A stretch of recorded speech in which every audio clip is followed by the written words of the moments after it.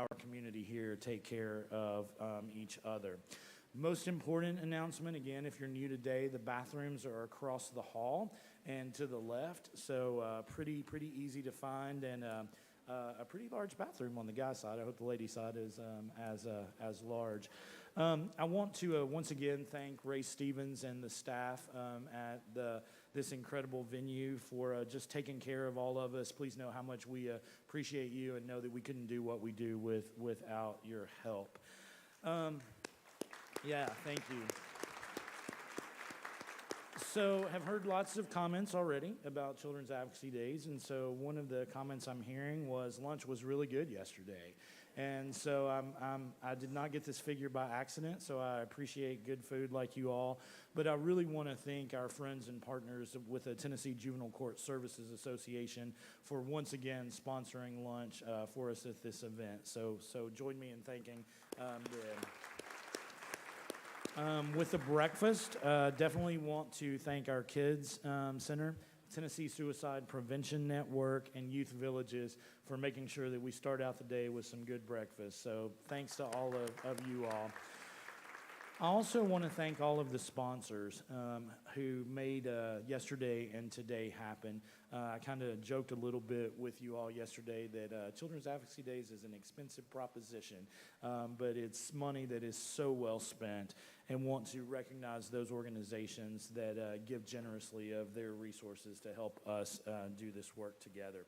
So our platinum sponsors, Compass Intervention Center, our Kids Center, Tennessee Association of Alcohol, Drug, and Other Addiction Services, Tennessee Suicide Prevention Network, the Tennessee Court-Appointed Special Advocate Association, the Tennessee Department of Health, Youth Villages.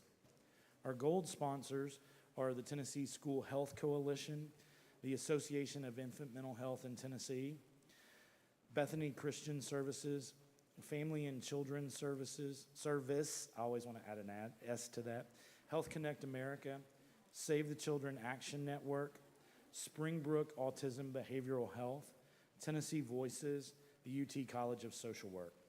Our silver sponsors are the Children's Advocacy Centers of Tennessee. Our bronze sponsors are Mental Health America of the Mid-South, Tennessee Association of Mental Health Organizations, and the Department of Mental Health and Substance Abuse Services. We're especially grateful to other partners who helped support an executive preview reception, and those are our friends and partners at Camelot Care Centers and Nurture the Next. So I hope you all have had time to visit their sponsor tables downstairs, and remember there are sponsor tables upstairs as well. I would be remiss if I didn't recognize two folks again who are here.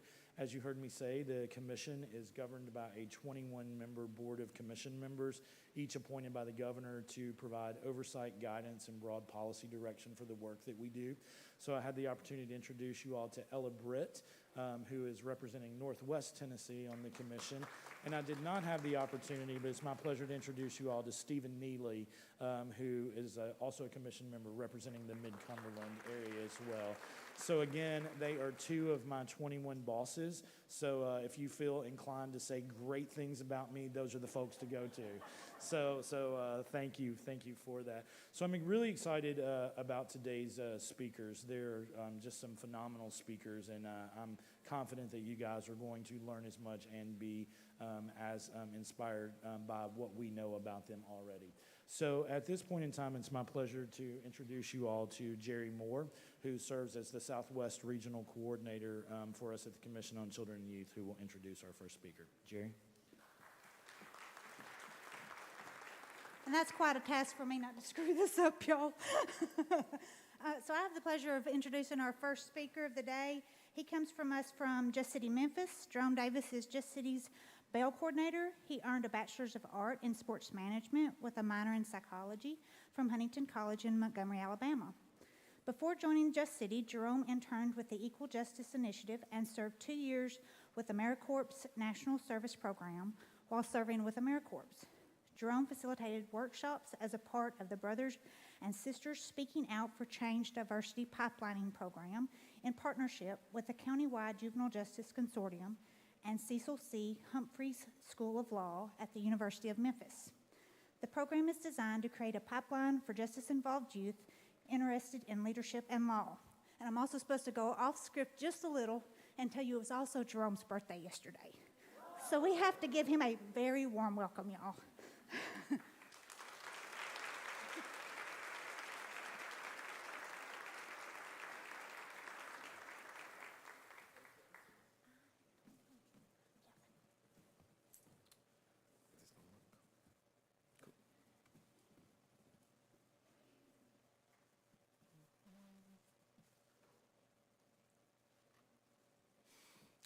How y'all doing today? I am Jerome, as she just graciously introduced me. And here I'm going to talk about criminal justice reform and kind of how it works in Tennessee and Memphis specifically. So I'd like to start with a quote. The hammer of criminal justice is the preferred tool of society that has run out of ideas. And I'm going to the next couple of slides, I'm going to explain what the hammer is. So in criminal justice, we have 4 goals of punishment typically. They're retribution, rehabilitation, deterrence, and then incapacitation. What we have kind of fell into is mainly just retribution and incapacitation. We rarely focus on rehabilitation, and most of the things that we heard yesterday were about how do we rehabilitate our kids and our children of Tennessee. So in about 1980, this was our jail population. So about 500,000 people were in jail in the 80s. About 20 years later, we already ballooned to 2 million people are now in our jails, in our prisons. This is a pre-pandemic number. It has come down a little bit since the pandemic. Obviously, there's reasons why people couldn't be out in the public and probably less reasons for people to go to jail. And this is just an illustration of how those numbers increased so drastically from the 80s until today. To compare this with the rest of the world, 69 Germans per 100,000 capita are in jail. 104 Canadians per 100 capita are in jail. And this next number, I can give you a guess of maybe what country this is. This is the number for the American per capita of 100,000. We're going to keep zooming in, and now we get to Tennessee. This is Tennessee's jail population per capita of 100,000. We're going to keep zooming in and get a little bit closer. Oh, did I skip a slide? No. So keep these numbers in mind as we look at this next chart that's going to show the United States and the rest of the states and kind of how they compare to other countries. As you can see at the top, we have Oklahoma. You can see where Tennessee is. And you can see where the general United States average is for our jail population. Again, continuing to zoom in, this is the Mid-Southerners per capita rate, which is the Memphis area.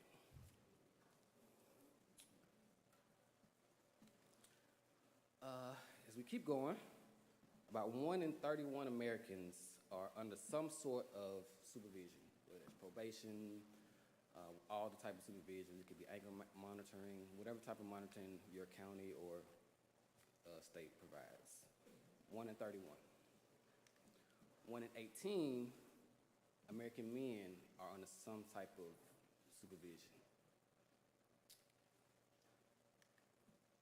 1 in 11 Black Americans are under some sort of supervision that just limits their freedom as an American citizen.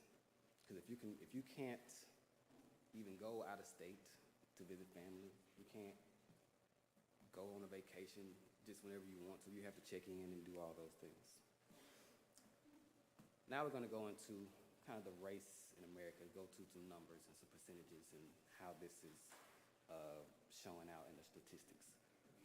So race in America, there's about 13% Black Americans in America. And then there are about 38% of the U.S. population, of U.S. prison population, I should say, is Black Americans. And if we keep zooming in Shelby County. Shelby County is a county that is 54% black. Shelby County's prison population is 87% black. So I just showed y'all those numbers really to illustrate how we have continued to use the hammer instead of all our other tools that we could use in our criminal justice system. And typically when something is hit with a hammer, it is altered, it is damaged, often broken when something is hit with a hammer. Again, this illustrates the jail population compared to other races. As you can see, 87% is almost the whole pie.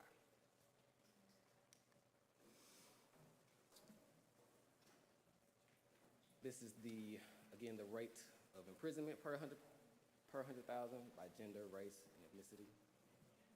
As you can see, black men have historically been in prison more.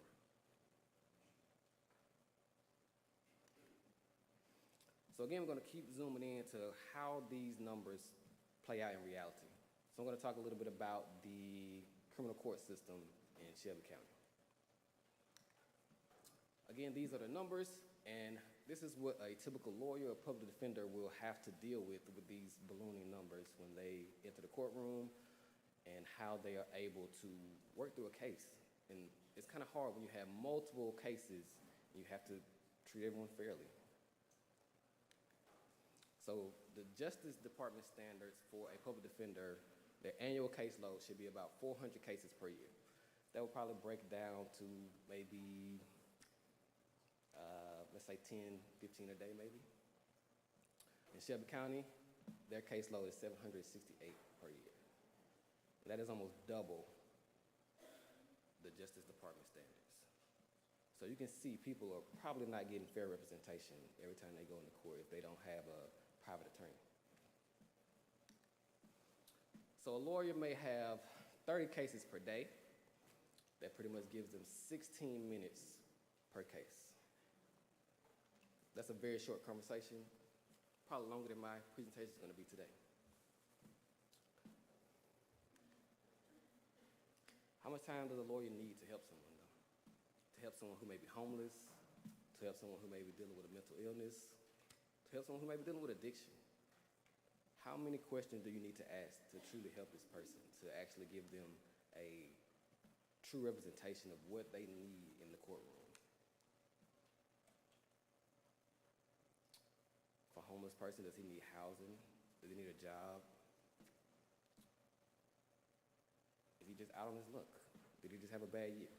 For the mentally ill, have they even been treated? Have they even been assessed? Did we do a mental evaluation before we even consider what type of punishment they deserve? And people dealing with addiction.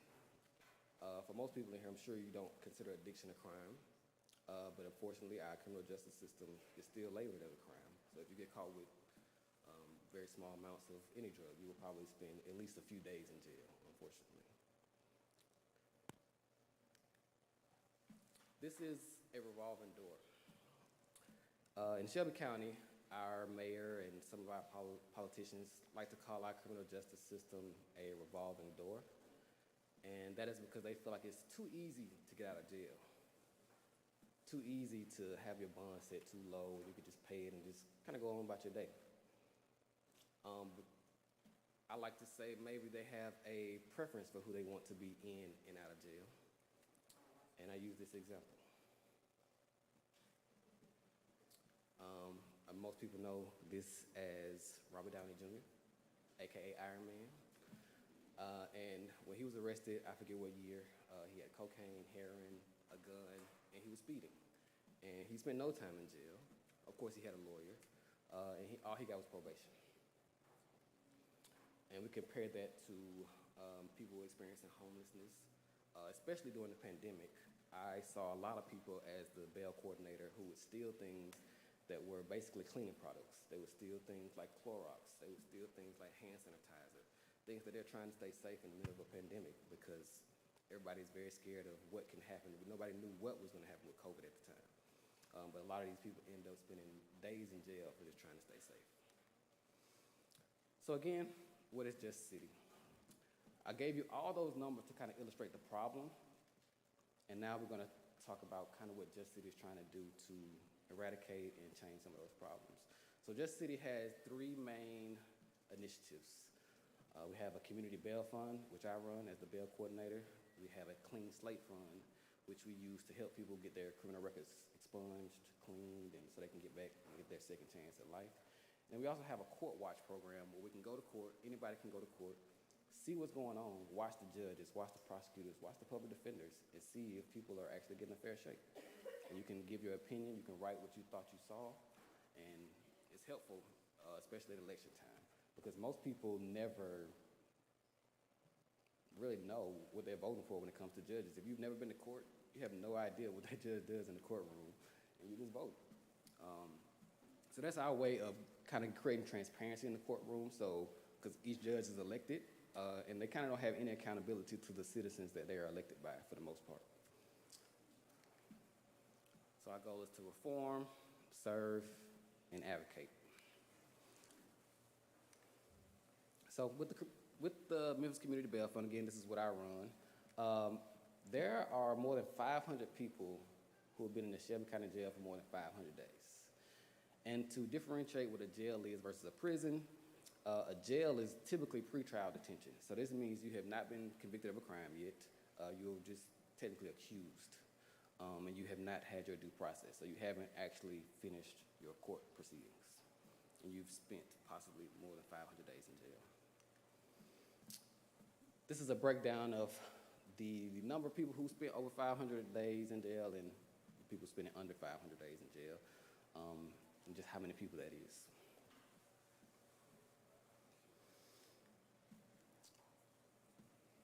One in 4 people currently in Shelby County Jail have been there for more than 500 days simply because they cannot afford their bail. We have put a dollar amount on freedom. And with our bail system, if you have the money, you can bail out pretty much no matter what you're accused of. If you don't have the money, you could be accused of stealing gum from a gas station. You may spend a week in jail.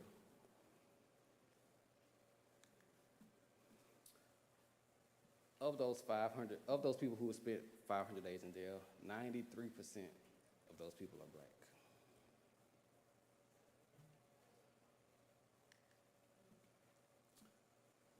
Some people have been sitting in the Shelby County Jail for more than 5 years, again, simply because they cannot afford their bail.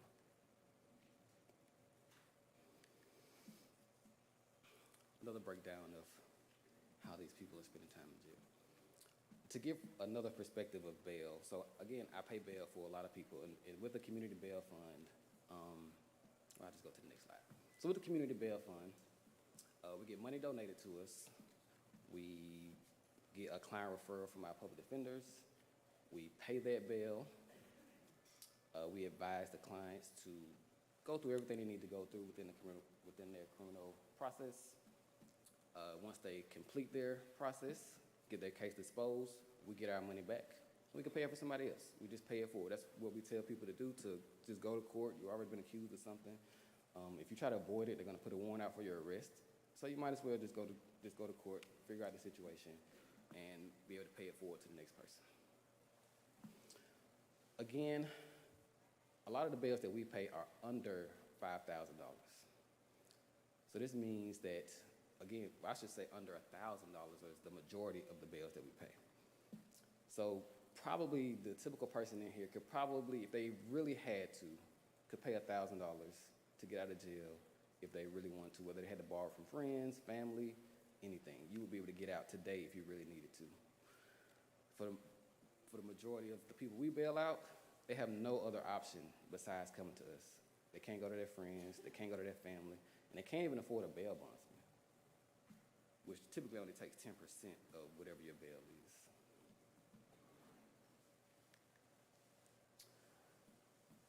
Since March of 2020, and this number has increased a little bit, we've purchased the freedom for over 750 people,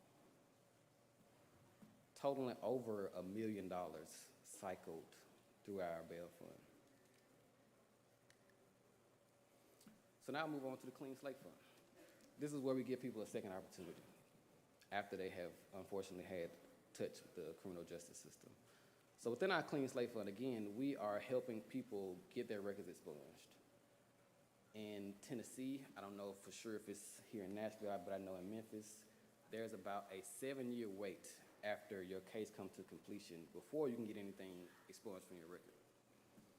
7 years is a long time. I don't know how old anybody is in here today. My birthday was yesterday. I turned 34, but that's almost a quarter of my life that I would have to wait to even have a second chance. So in 2021, Just City helped 443 people find out if they qualify for expungement. Only 55 of those people qualified. That's about 10, 11%. And it's typically because if you have a felony, or if you have 2 felonies, you can't even get 1 felony taken off your record. If you have a misdemeanor and a felony that is not qualifying, you can't get your misdemeanor taken off your record.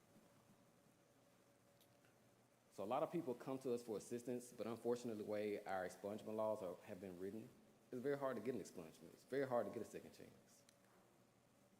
This is a video called 1,000 Things Right. I'm not going to waste your time to show it because we had some very powerful speakers yesterday talking about all the things that you can do right and the one thing you can do wrong can leave you in jail for a long time, can send you to alternative school, which can send you to a whole nother path of different things. But in 2019, we did work with the governor's office to eliminate the state fee. So the state fee used to be $400, if I'm not mistaken, maybe $450 to pay for an expungement. This is before you even know if you're going to even be eligible for an expungement. If you're going to actually get your record clean, you have to pay this fee. We got that fee down to $0 now in the state. Local clerks can still charge a fee. In Memphis, they still charge a $100 fee, but it's optional. So the clerk can basically choose if they want to charge the $100 fee or not. Most don't, but some charge it every now and then, and we pay that if they do charge it. We will take that on for the client. So now we get to Court Watch. Kind of how I explained earlier, Court Watch is a kind of unique thing. It is open to the public. It's actually a constitutional right. Anybody in the public can watch the courts because the courts is a public hearing. And, well, I'll stay on Court Watch. We recently put out a report right after the election, unfortunately, that basically illustrated what our judges were doing, how their temperament was, were they treating our clients with fairness. And most people were very surprised to find out that judges kind of have their own rules in the courtroom. Each courtroom is different. There are some rules of procedure maybe, but they can kind of skirt those rules kind of whenever they want to. I mean, they're judges. They interpret the law. So yeah. Next, I want to end with a quote from Brian Stevenson. I like to start with a quote and end with a quote. And this quote is, "The true measure of our character is how we treat the poor, the disfavored, the accused, the incarcerated, and the condemned. And we are all implicated when we allow others to be mistreated."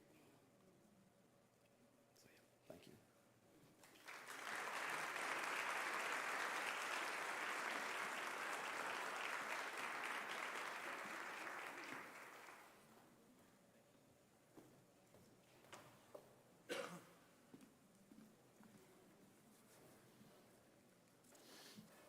Jerome, thank you for your presentation and for your work in Memphis. Please know how much we all appreciate what you're doing there. So as you heard me say yesterday, it is very important for us at the Commission to recognize what we want to see more of in the world. And so it's my pleasure to share information about our next award recipient. As you heard me say with a friend of children, almost every single day or multiple times a week, we will learn of a person or an organization who are just doing incredible things to improve outcomes for children, youth, and families.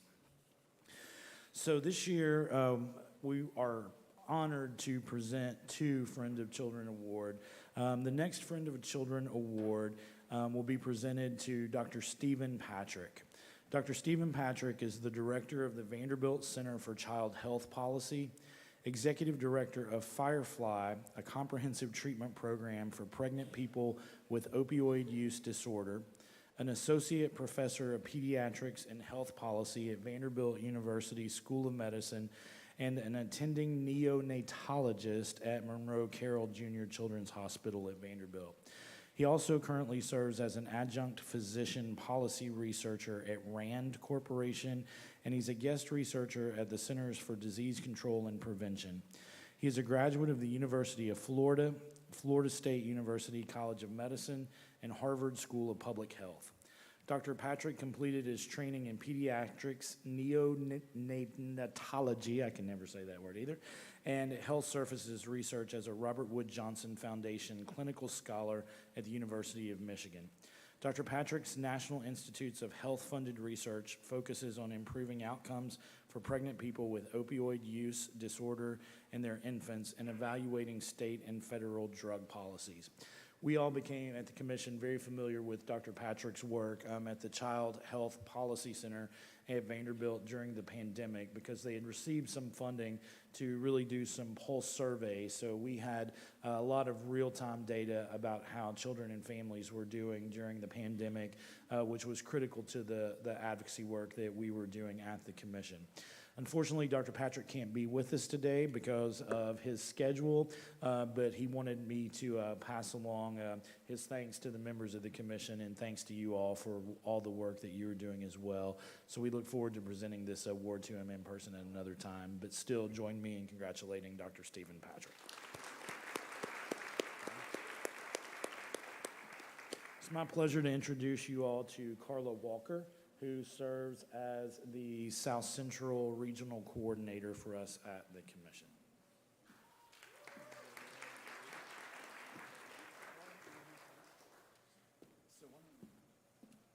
You know, yesterday when I told you guys to expect the unexpected, expect the unexpected. So Carla is going to help us get our next speaker, Lee Harris, down to us so that we can introduce Lee. Lee Marshall, not Lee Harris. Lee Harris, Memphis is on my mind. I'm sorry. So Lee Marshall will be coming down to us. But hey, why don't we play a game? Are you guys up for a game?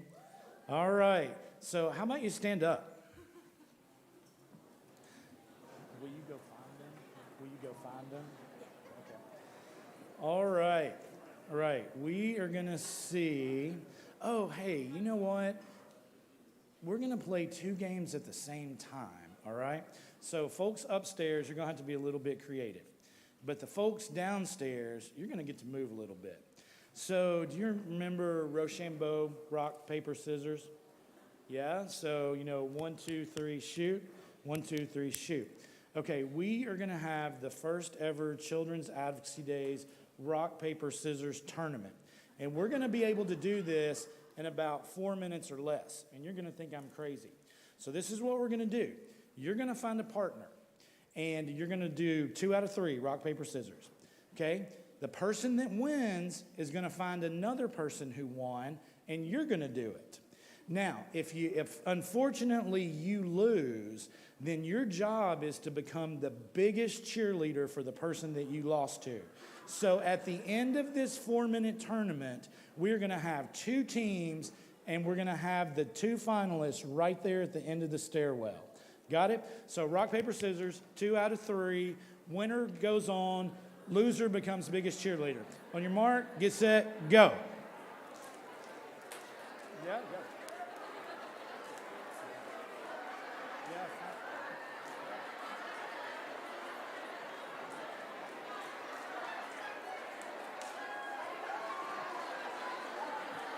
I can't hear you cheering.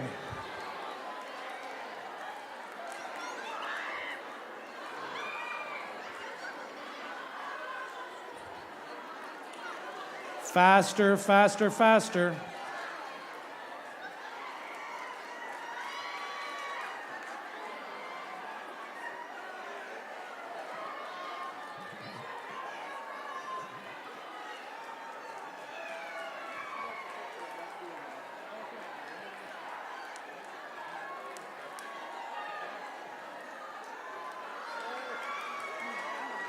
I don't either. I asked her if she did. I'm just gonna hide in here. Get a picture? I need to hear some cheerleaders. Faster, faster, faster.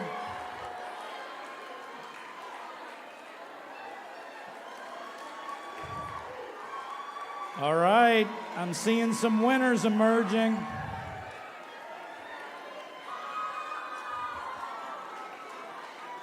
As you win, keep coming down towards the center. Winners to the front.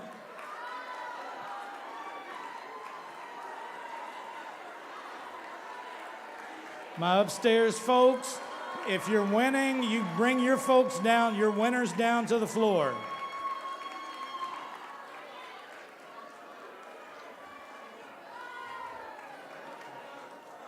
All right, I think we're getting close to a final. All right. Any of my upstairs winners need to be down here. My upstairs winner, come on down. When you are the downstairs winner, raise your hand. I love it. So downstairs is going for their final. Upstairs winner, come on down. Oh, I'm loving it. I'm loving it. Okay, so do I have an upstairs winner? Is there an upstairs winner? All right. All right. I'm going to give my upstairs folks about a minute to wave at me if you won. Our upstairs winners down here. All right, so our upstairs winners here. Are there any here's our final, folks. Here's our final. All right, here I'm not hearing some cheerleaders.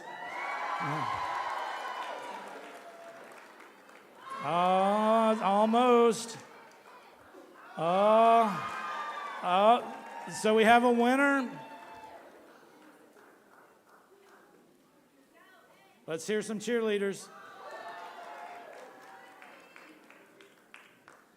Oh, gracious. All right, I have a winner. Will our winner come on stage?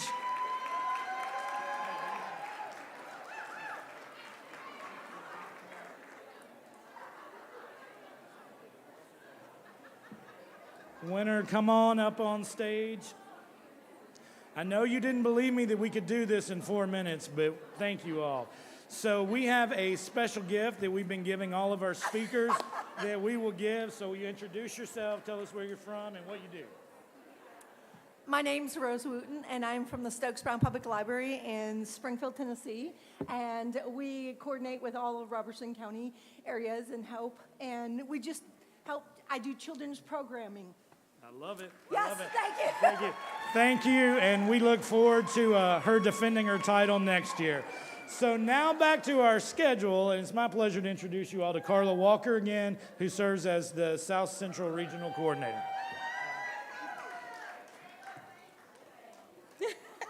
Hello, everyone.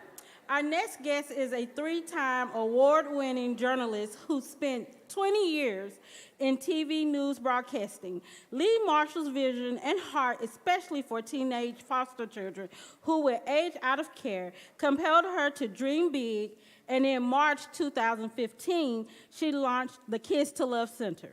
The center is the home to K-Tech, a workforce training site for young adults, focusing on those in foster care, vets needing a skill set to re-enter the workforce, and others who are underserved through traditional constraints of education. Since Lee founded Kids to Love in 2004, the foundation has impacted the lives of more than 265,000 youth.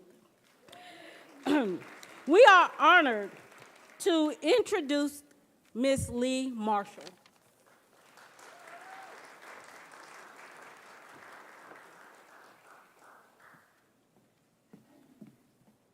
Well, I am honored to be here with you and to be back in Tennessee. I'm a Tennessee native, born in West Tennessee, actually from the Tennessee Baptist Children's Home out of Memphis, and adopted and raised in West Tennessee. I've been in Huntsville now for more than 20 years and certainly love to come home. I'm excited to be here with you today and share the work that we get to do with Kids to Love. And I want to first of all give a shout out to this technical team that has worked with me the last hour. And we are going to have a PowerPoint today that is going to be a team effort. So guys, if you're ready in the back, this is the cue for next slide, because there's going to be a lot of that. Kids to Love, our mission is to meet the immediate needs of children in foster care. But I'm going to tell you, we have come up with a way to solve foster care. Solve it. And we are so excited that we're going to be able to take what we're doing in Alabama and bring it more into Tennessee to solve the crisis of the necessary service of foster care. And as Carla mentioned, we're celebrating 19 years. I got to update my resume because we just hit 300,000 children served. What? So next slide. Kids to Love, we are based in Madison, Alabama, which is right across the state line out of Huntsville. That's where our corporate headquarters, K-Tech, and the future site of our mental wellness center is located. We also have a campus in Ardmore right across the state line where we have a farm for girls, campus in the Shoals. And we have therapy donkeys in the Shoals.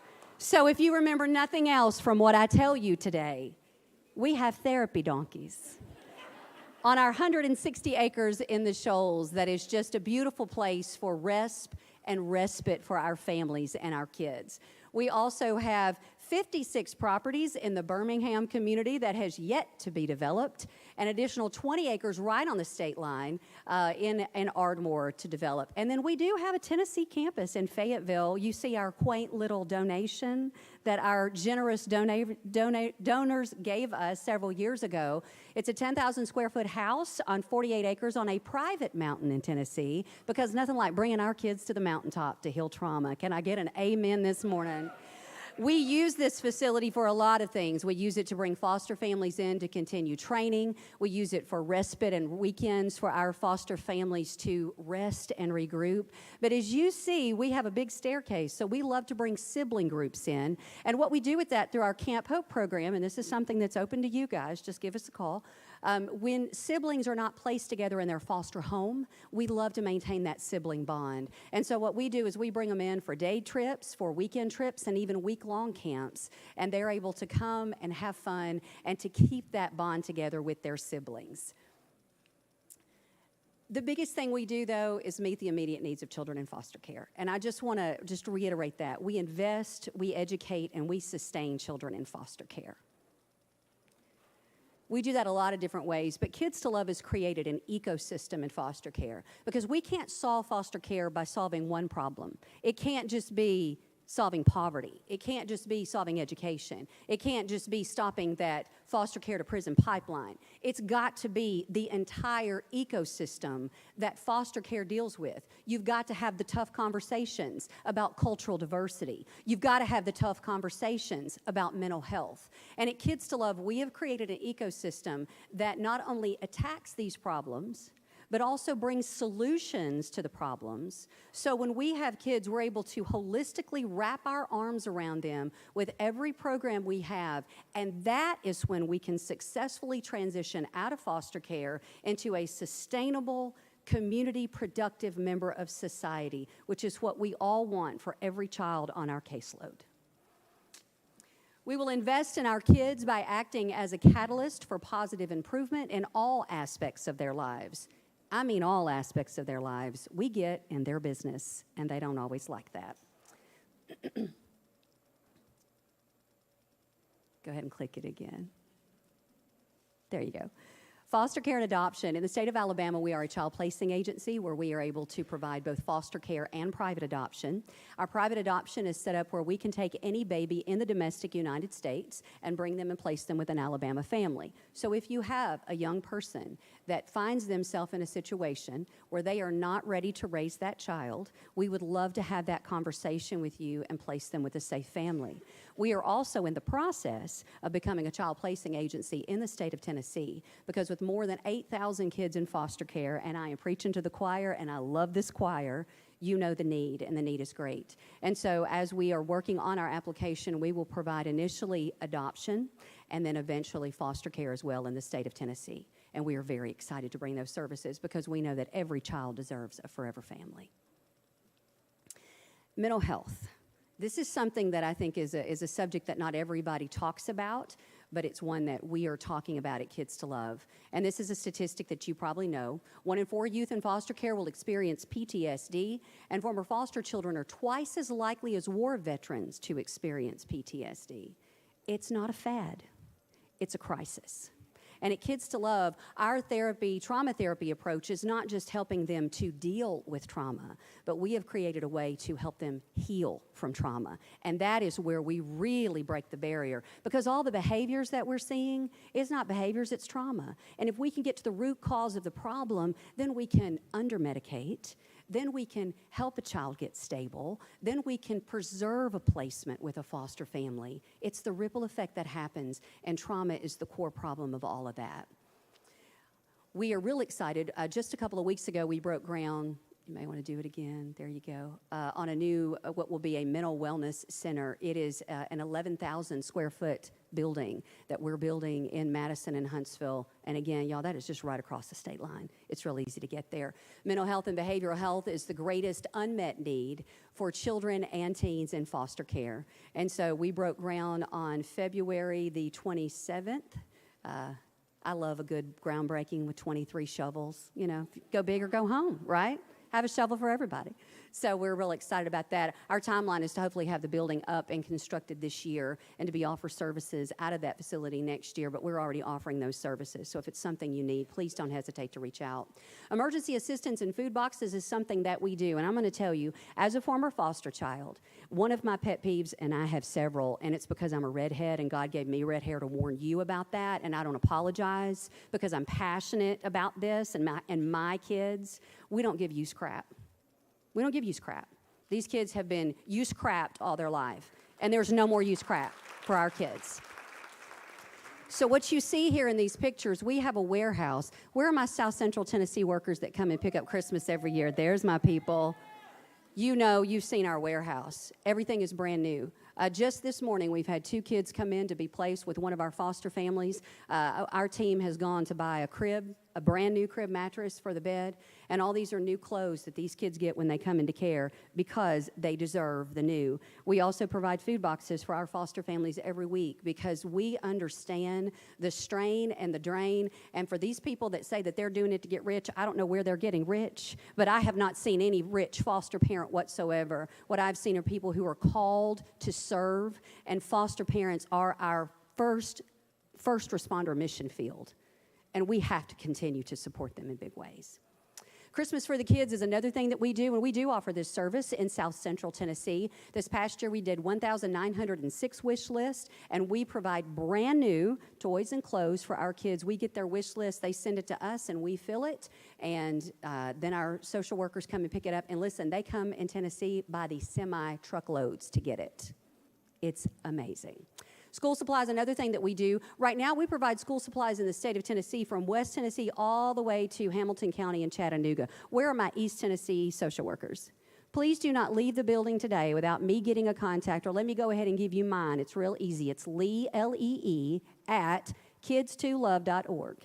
Can we say that together as a group? Lee, L-E-E, at kids2love.org. That's my email. That's how to reach me. That's how we contact, and that's how we can help your families. We want to expand our school supply programs to cover the entire state of Tennessee, and the biggest challenge and barrier we have is getting numbers and information, and I just know y'all are going to help me get that so efficiently. So this year, we're going to provide school supplies to the entire state of Tennessee, and that's brand new backpacks and brand new school supplies, and that is by gender, by grade, custom for our kids, so we can put them on the first day of school ready to learn. Davidson Farms is a home that we have, another quaint little 10,000 square foot home on 10.5 acres in Ardmore, again, right across the state line. And we have girls that live here in foster care with us full time. Now, of all the pictures that I'm going to show you today, and I love pictures because I'm visual, this right here, if I showed you only one picture today, I want you to look at this picture. This little girl is Mari, and she moved with us in September. And when she came, she had the backpack on. That's our backpack. I know because that's our piece of yarn that designates what grade that backpack serves. And as you can tell, it's just about as big as she is. And our backpack program is called More Than a Backpack because kids in foster care move in black garbage bags. And again, that is absolutely unacceptable. So we give bigger backpacks because our kids don't just use them for school, they use them to move. But the thing, and I might make some of you uncomfortable, and I'm not going to even apologize for that. But the thing that I noticed when my team sent me this picture was that baby's nappy hair. That is the picture of poverty, and that is unacceptable.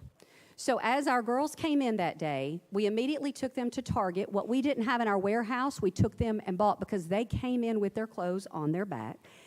But then I called a friend of mine that has a salon, and I said, I have got a nappy-headed baby that needs braids and beads tonight before she goes to school tomorrow. And this is what that baby's hair looked like 12 hours later. Now, for those of you, let me give you a little lesson. For those of you who do not have ethnic hair, I had to learn, and it was an unbelievable lesson for me to learn this. Get my joke?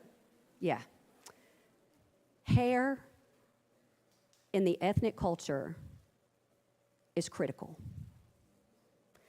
But it's also critical in the Caucasian culture too. If their hair is nasty or has lice, the label that hair is putting on kids as they enter school, you never get a second chance to make a first impression. So the one in the red on the bottom, that's her sister's. That's the hairstyle she chose. They got to choose their hair. And then the other two beside them are two of our Haitian sisters that live at the farm who also know that it's just, we're going to get our hair done. It's non-negotiable. Another thing that we do life on the farm is we just normalize foster care. And I'm just going to go through a series of shots here that you see. We provide birthday parties. We know that the number one goal of foster care is reunification, so we love to invite birth parents to these birthday parties if it's safe. Now, this picture here, I want you to look at that. And I don't know if your eye went to what my eye went to, but that's my girl right there in the middle with the brown skin. And the first thing I saw is her shoes are different. Did y'all notice that?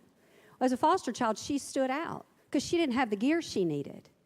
So my mentor sends me this picture of her first game, and I said, why does she not have the gear? And she said, well, the coach said it was too late. So within 30 minutes, I had these shoes ordered. That picture on the left was on a Tuesday night.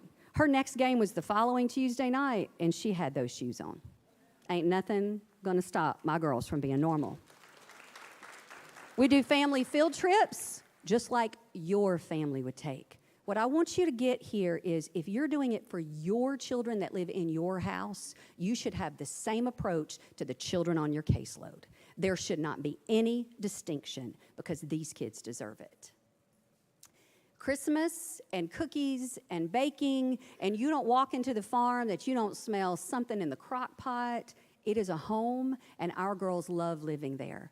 And this is Becca, and she's 9, and she's Haitian, and she is one of our girls that lives there. And you know what? In 9 years, she's going to be like another one of our girls that was Haitian, that graduated in May and was adopted in October of 2021. Or another one of our girls, like Haley, that was adopted in November of 2021 and graduated in May of 2022. Or another one of our girls like Celeste that was adopted in March of 2022 and then graduated in May of 2022. Let me tell you something. In 3 years, we had 4 young ladies, 17, 18, 19, and 20, get adopted. Don't discount these ages for these kids. If you are not advocating for them, they will never get adopted. But when Celeste, who came in my office and said, Miss Lee, I want to be adopted. See, she had already had one adoption disrupt. And then she came to us, so she didn't trust anybody. And I said, sweet girl, we're not like Amazon. I can't just put in a family and get it here by the next day. She said, Miss Lee, it's what I want. I said, well, then we'll get to work. And we met Megan and Andrew. And Megan and Andrew met Celeste, and they adopted her, and she is doing fantastic in her first year of college. When we talk about, you clap, that's great. That's a great thing. When we talk about poverty in foster care, after reaching the age of 18, 1 in 5 children in foster care will become instantly homeless.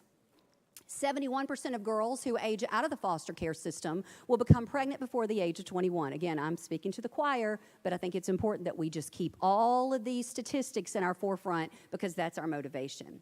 50% of former foster youth will be unemployed by the age of 24. Critical crisis is what we're in. Well, let me tell you about another solution that we've come up with. I don't know if you're starting to get the feel now, but when there's a problem, I'm just going to solve it. And then, and you have so many people that say, oh, well, we don't have money for that. I'm going to tell you, if there's a problem, we come up with a solution, and then we go raise the money. We do this without any state or federal funding. We do this as a nonprofit, completely debt-free. It's possible. We hustle, but it's possible. So these are our cottages, and this is at Davidson Farms. Again, we have 10.5 acres there, and these are our first 5 cottages. In essence, it's a tiny house village. Y'all, this is the first tiny house village that provides transitional housing for youth aging out of foster care in the nation, and it's in your backyard. This is Brittany, and in the state of Alabama, and I'm not sure the rules in Tennessee, I'm sure that they're similar. But in the state of Alabama, when a young lady is in a group home like Davidson Farms, when she turns 20, she has to leave. Even though she can stay in foster care until she's 21, I'm not sure where we're supposed to put her that blank year, between 20 and 21. So this was actually Brittany in her new cottage. Notice the quality, because it's what I would want in my house, and it's what you would want in your house. All new.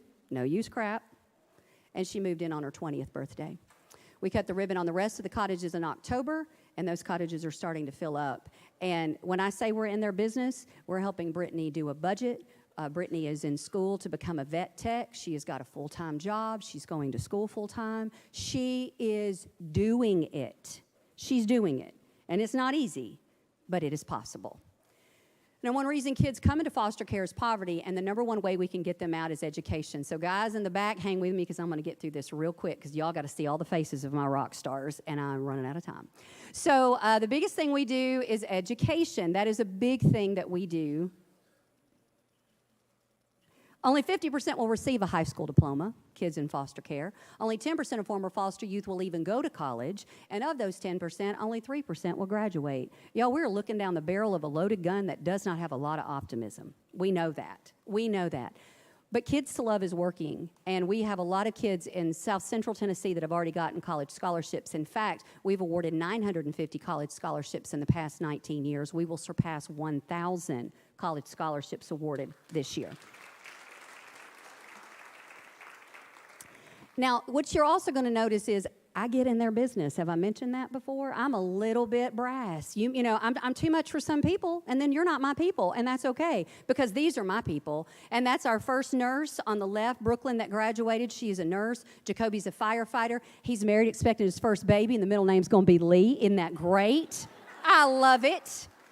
On the far right, David Petty, he actually works for Youth Villages here in Tennessee. He got not only his bachelor's, but his master's degree in social work, educated at the University of Alabama. His brother Howard is at the bottom left, Roll Tide if that's what you prefer. On the bottom left, he has a bachelor's degree in social work from Alabama A&M University. And on the far right is Noel Geiger, who got a PR marketing degree from the University of North Alabama. If we can go to the next slide, I got to tell you about my girl, Sacred Huff, because when I first met her, she was tough. She was real tough, but she got an associate's degree as a paralegal at Calhoun, a bachelor's at UA Huntsville, and then she went on to become a lawyer and got her Juris Doctorate degree from George Washington School of Law. This is Judice. She got her associate's degree in culinary arts, and Layla also graduated bachelor's degree at UAB and a Juris Doctorate from the Moritz College School of Law. So as we end, I just want to end on some hard facts, and I appreciate your speaking about the prison population because this is a crisis that we're dealing with. 75 to 80% of foster children who age out of foster care end up in prison. So we know what happens when we do nothing. Again, looking down the barrel of a loaded gun. But here's something that I had a vision a couple of years ago, because there's also a shortage of the skilled workforce to meet the employment needs of manufacturers.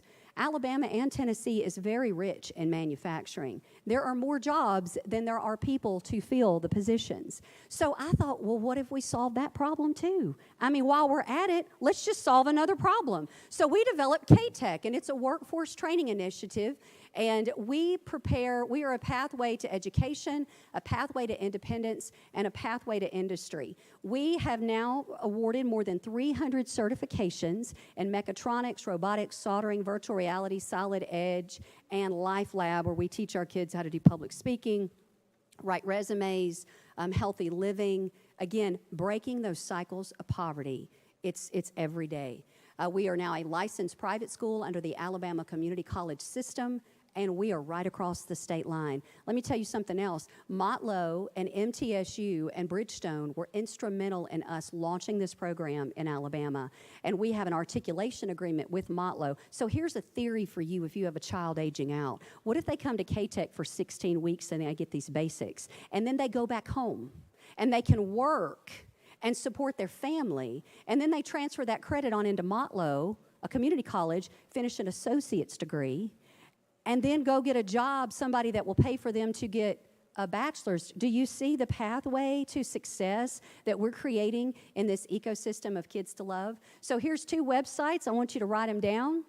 kidstolove.org, goktech.org. Thank you so much for your time. Guys in the back, you are amazing. Thank you for hanging with me on this. And we look forward to serving foster children in Tennessee soon.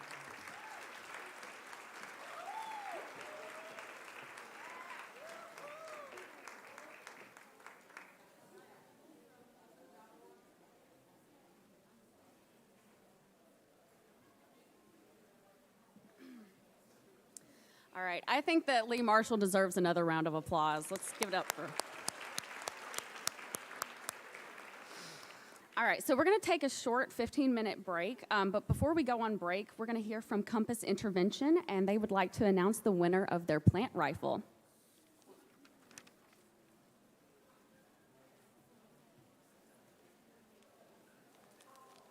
Good morning. I'm Tanya again. I'm with Compass Intervention Center. We just drew for the plant raffle, and the winner is Connie Sekulik.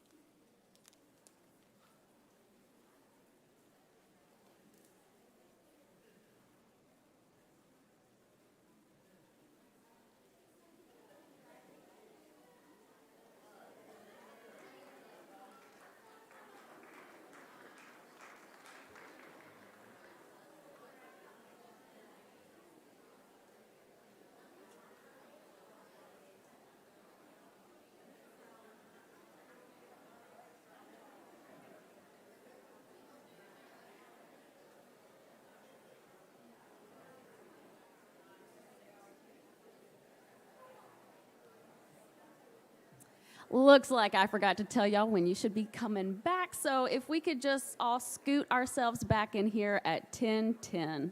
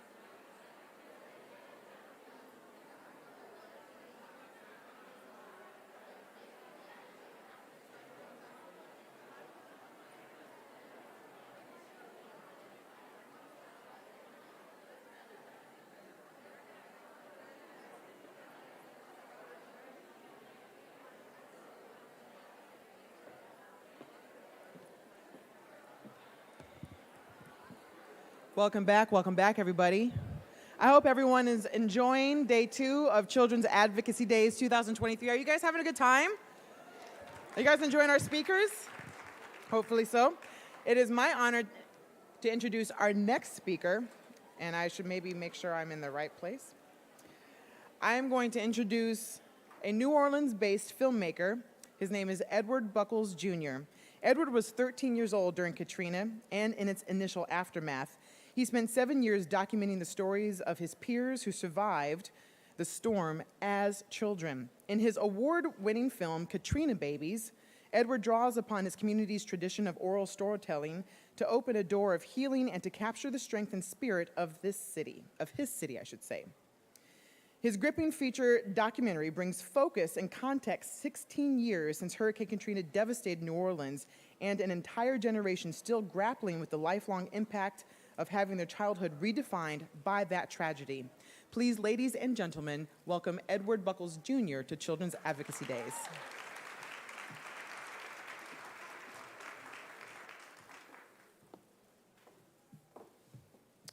Can I move something? Good morning. I hope everybody is well on this cold morning. You know, I now live in New York, and I thought that traveling further south, I didn't have to bring a jacket. So I only brought this turtleneck. But look, I'm very happy to be here. You know, this is like today, I think makes like the 5-year anniversary since my first time coming to Nashville. I came on 2 educational trips back when I was a high school teacher, so I always love to be here. But today is also a holiday. It is International Women's Day, so I want to make some noise for all the women in here. Yeah, that part. You know, specifically, you know, I want to make, you know, a really big emphasis on, you know, the women in my life and the Black women, you know, all over this country. You know, if we want to talk about the process of healing for our people, I think that the black women have been at the center of that for so long. So, you know, shout out to all of y'all. I really appreciate y'all for being here. I would like to share with you a trailer to my HBO original documentary, Katrina Babies. I think that it'll be helpful as I get through my speech. Is that cool? For sure. All right, hit it. We woke up and my mama was all over the place. Like, yo, we leaving. Like, yo, like, I'm not asking you, I'm telling you. Since the storm, it seems like everybody just moved on. In America, especially during disaster, Black children are not even a thought. Have you ever like talked about this before? No, I haven't. Why you think? I don't know, nobody didn't really ask me. Hurricane Katrina caused one of the biggest disbursements of Black people in history. After losing so much, why wouldn't anyone ask if we were okay? Nobody ever asked the children how they were doing. So I am. Katrina Babies, take 1.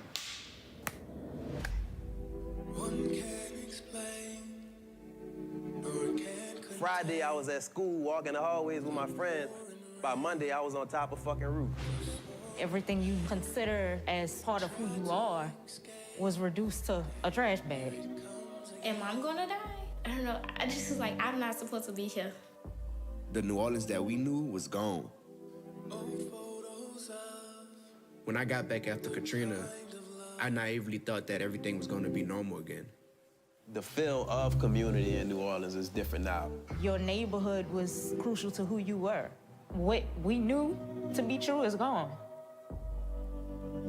Think about what that does to a community. It destabilizes it.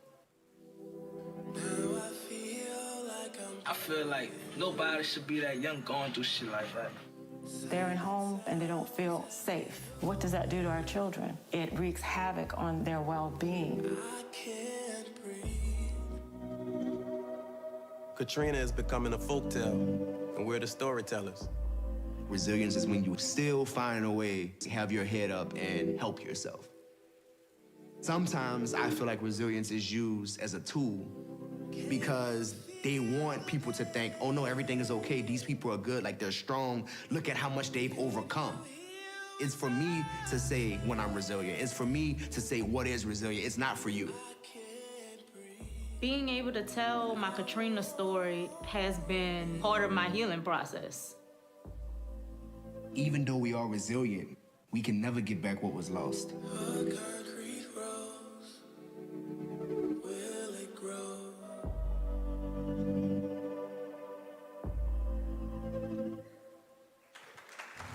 Thank you. Thank you. The youth of New Orleans are sad, not bad. The youth of New Orleans are sad, not bad. These words have echoed in the back of my head since I first read them from the Institute of Women and Ethnic Studies in New Orleans.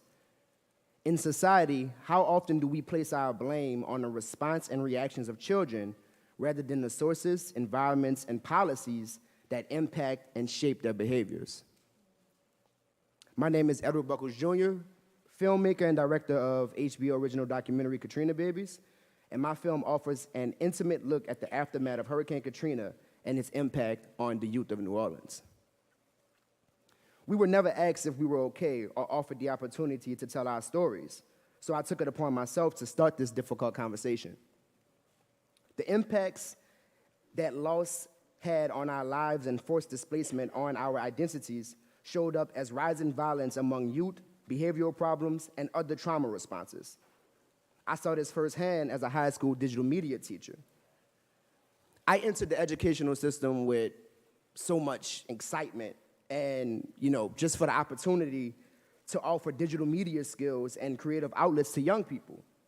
But I was occasionally met with resistance, lack of attention or care, anger, and sometimes just zero focus from some of my students. My classes would be interrupted with rude or inappropriate remarks. Some students would literally just come to class and sleep. Initially, I didn't understand why this was happening. I mean, I was young, black, I came from the same neighborhood and community as them. Why were my students not behaving for me? I had not yet understood the root of the problem, but always felt that there was something deeper than the surface of students just being bad. This was not the mindset of most of the adults or the administration. I was expected to discipline students who acted out by first giving them a warning, followed by a parent-teacher conference, and finally a 3 to 6 day vacation by suspending them from school, referred to as the zero tolerance policy.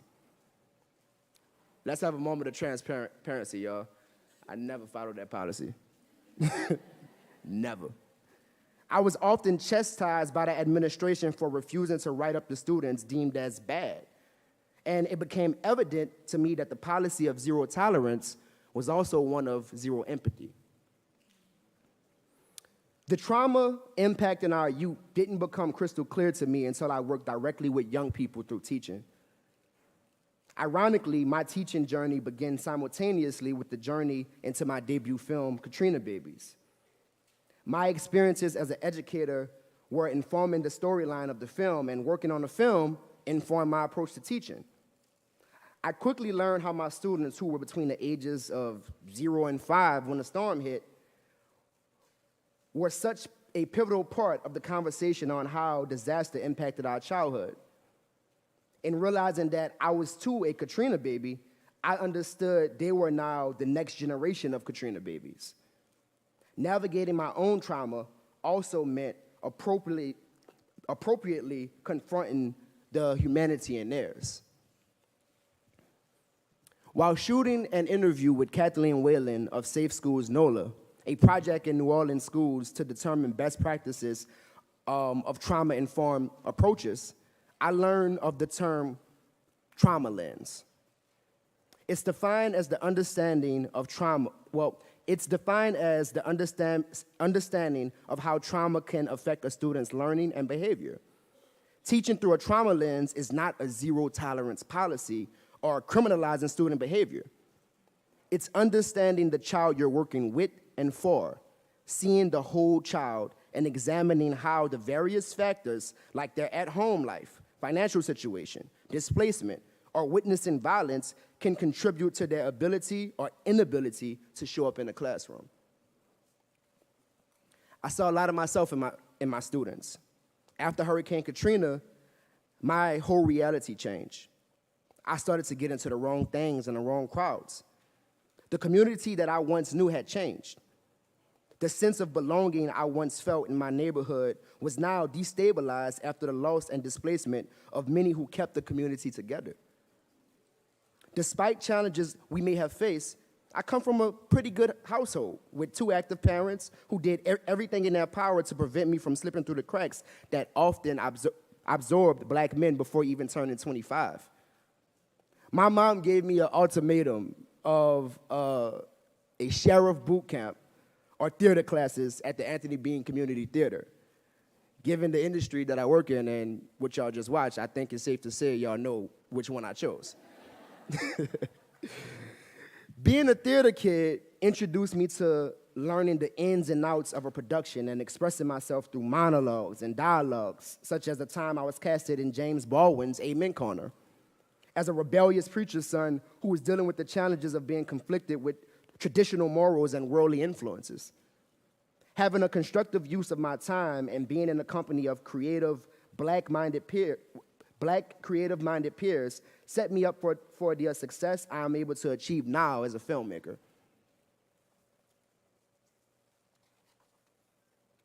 It was important to me to be an example to my digital media students that a non-traditional route in the creative industry was even possible and that art was a viable option outside of just sports and STEM. There's a quote that states, "If you build it, they will come." And when I built the digital media program designed with a film, photo, and music studio and state-of-the-art equipment that was dedicated to them to express and create, students of all different kinds showed up. Both the honor roll students and the students who were constantly into trouble signed up for my class and thrived in it. The quiet and shy students even opened up and became social. We worked on icebreaker projects where the students would interview one another on camera, edit those interviews into short documentaries, and then screen their work for the rest of the class. After screening, the students would share what they learned about their partners to the rest of the class. I had them also identify social issues that they wanted to explore and make short films based on those issues. I was constantly blown away by what they chose to explore and what they cared about. These kids had so much to say, and it was very obvious that outside of my classroom and away from those cameras, no one was asking them what they cared about and how they felt. And personally, I could relate to that. Going back a little, when I was in college at Dillard University, a HBCU in New Orleans, Louisiana, I started a company called House of the Young Entertainment. It's a production company that serves as a creative platform and collective for young black creatives in New Orleans. I started this company because I noticed a lack of access and opportunity in the arts when it came to young people in my city. At first, it was more so of a collective and a monthly event where young artists came together and showcased their talents. But years later, once I got into education, my company transformed into its full potential. From the classroom, I was able to hire students on paid internships and industry-based jobs such as music videos for their favorite artists, commercials for large brands, and even my documentary, Katrina Babies. House of the Young also gave opportunity to students to create their own projects and have creative and financial support that many of them wouldn't normally have.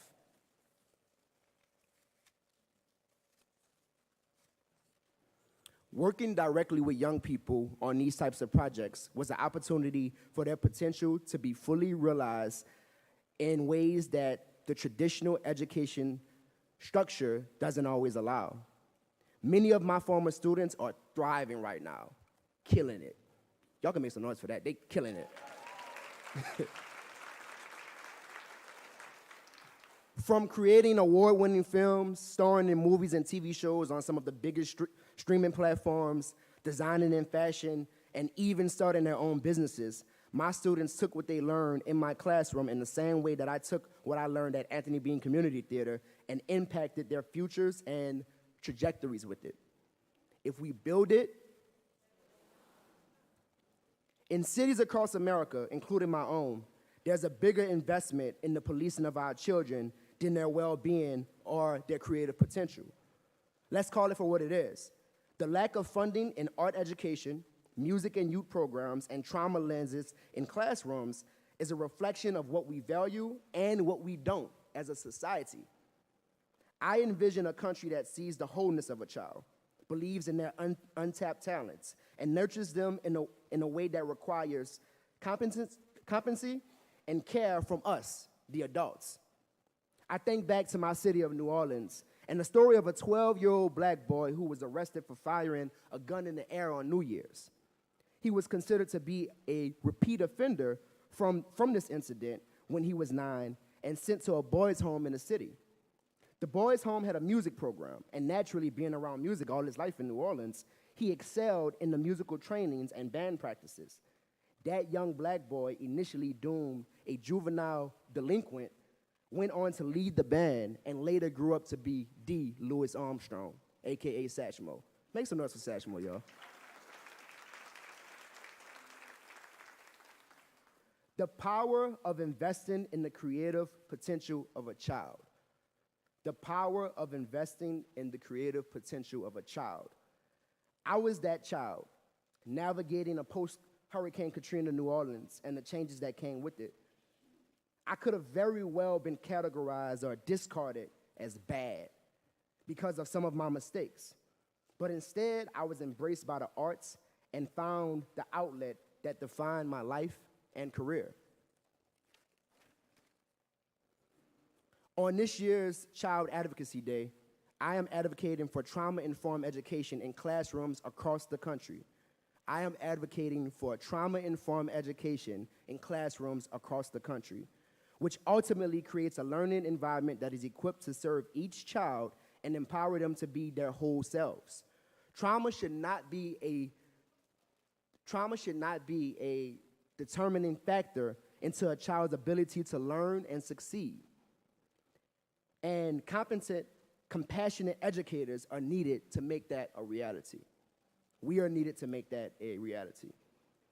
I'm advocating for an investment in the arts and a societal understanding of its value. Like law, medicine, business, sports, art is too a real job. Art is too a real job.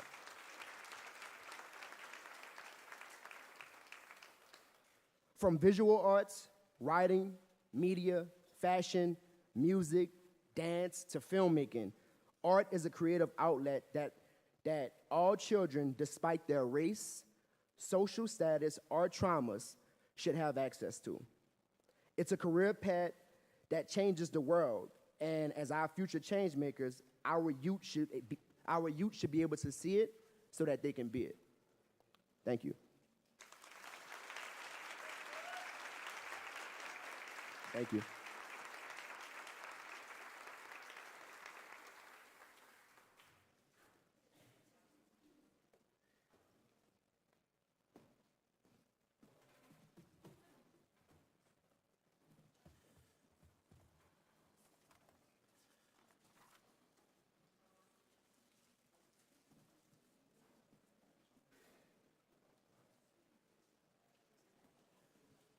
So, one of the goals that we have for Children's Advocacy Days every year is for a day and a half to take a moment to create a really special community for all of you who are doing incredibly hard work every single day. And part of that community is safety. And I really want to thank two amazingly brave women who are in the audience who came to me and said, hey, we are deeply offended by a presenter's comments about the use of the words nappy hair. And so please know that We hear you. We thank you. We do not condone the use of those words. I would ask that as we hope you all have learned things throughout the day, please know that we have as well. So we ask for grace in learning as we move forward. Please know that the amazing ladies had a conversation with the speaker, raised their awareness, and so please know that that did not go unnoticed. And I hope that by my acknowledging this, that we can continue to keep the safe space that we've so hard worked for the last couple of days. So again, I'm sorry and thank you for your journey with us on this. So as we're preparing for the next person, we got a little bit of time, so we're going to give you another little bit of a stretch break. So if you'll keep your eyes open, we'll come back up when we are ready to go. Thank you, guys.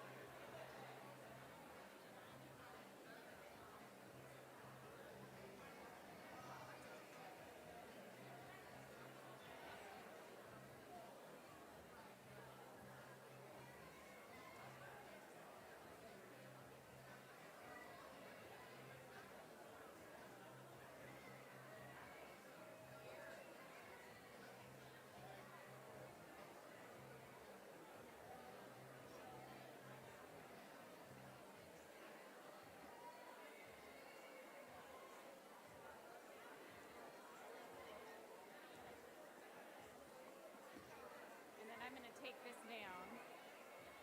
Notice what you said at the bottom? Huh? You sit your left at the bottom? Oh, okay, and then I'll just move it up. Yeah. Okay. That's a good idea.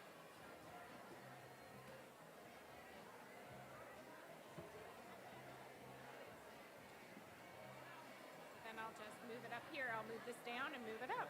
Great. Okay. I won't.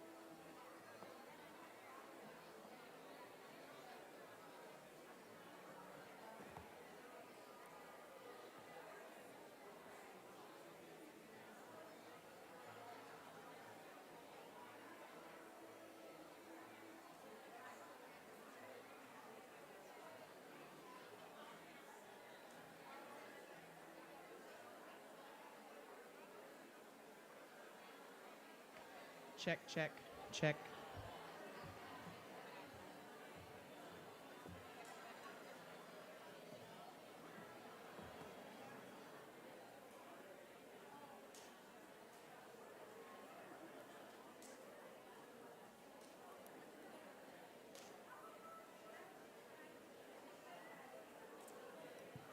Welcome back, everybody. Welcome back, welcome back, welcome back. I'm always too tall for this podium stand. We have one more student performing group, or I should say student performer, who's going to join us today. Yesterday, we had a few folks from Southern Word who came and graced us with their presence, and it is my honor to introduce one more of those performers here today. Sarah Anderson is a freshman at Middle Tennessee State University. She's been performing poetry for 5 years and partnered with Southern Word in 2022 as a senior in high school at Cane Ridge. Since then, she's been a representative for empowering youth voices through the arts. Please welcome Sarah Anderson.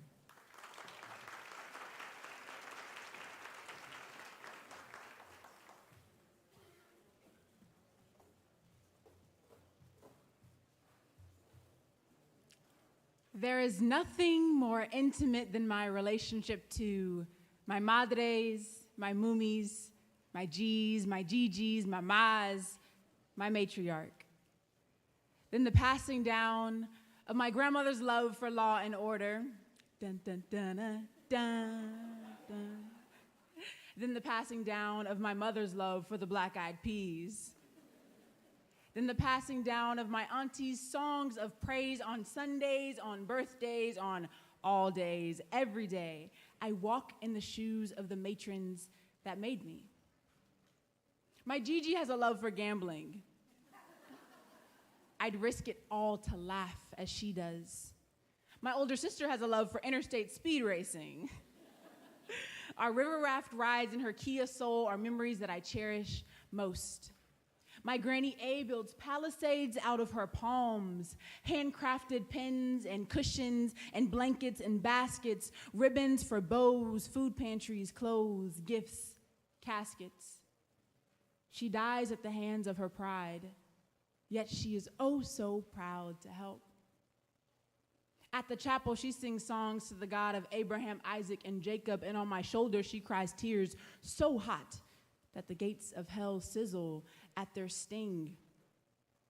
Her pain lingers past her lips and purses into mine when I bottle up shame. She winces as she refuses to use her cane to save face. But strength reigns on the Anderson, Williams, Bradford, Holcomb, Easter family names. They have learned the art of holding their heads high. I have learned the art of holding my heart high. Gigi's strength of tell it like it is, say it like it ain't nothing to stop the joy that's welled up inside her rests in my ribcage. Sometimes it causes my lungs to thick skin through the heartache and to take the lesson at face value. But most times it breathes breath through my charm, my weapon to disarm the weight of the water on my ugly duckling back so I don't sink. Granny A commands power through her throat. She says, whispering something ain't how you get heard. She's been blessed. The struggles which gave her a ride to this moment will not travel with her to the next. Freedom lies in her love language, so she gives till donations give back. And my gift-giving spirit remembers the taste of her sacrifice. My mother weaves relationships between every fiber of my being, encouraging a connect and a loop to cross-stitch a relationship that keeps you laughing. Cry while you laugh, wiping the threading away, and the new quilt you'll create will be imperfectly perfect. These are the things my matrons made me of.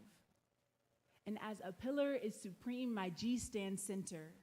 Come to sit, always serving dinner. Here we gather with who we are, where we've come from, and what's become. And from them, I have become a young woman. Thank you.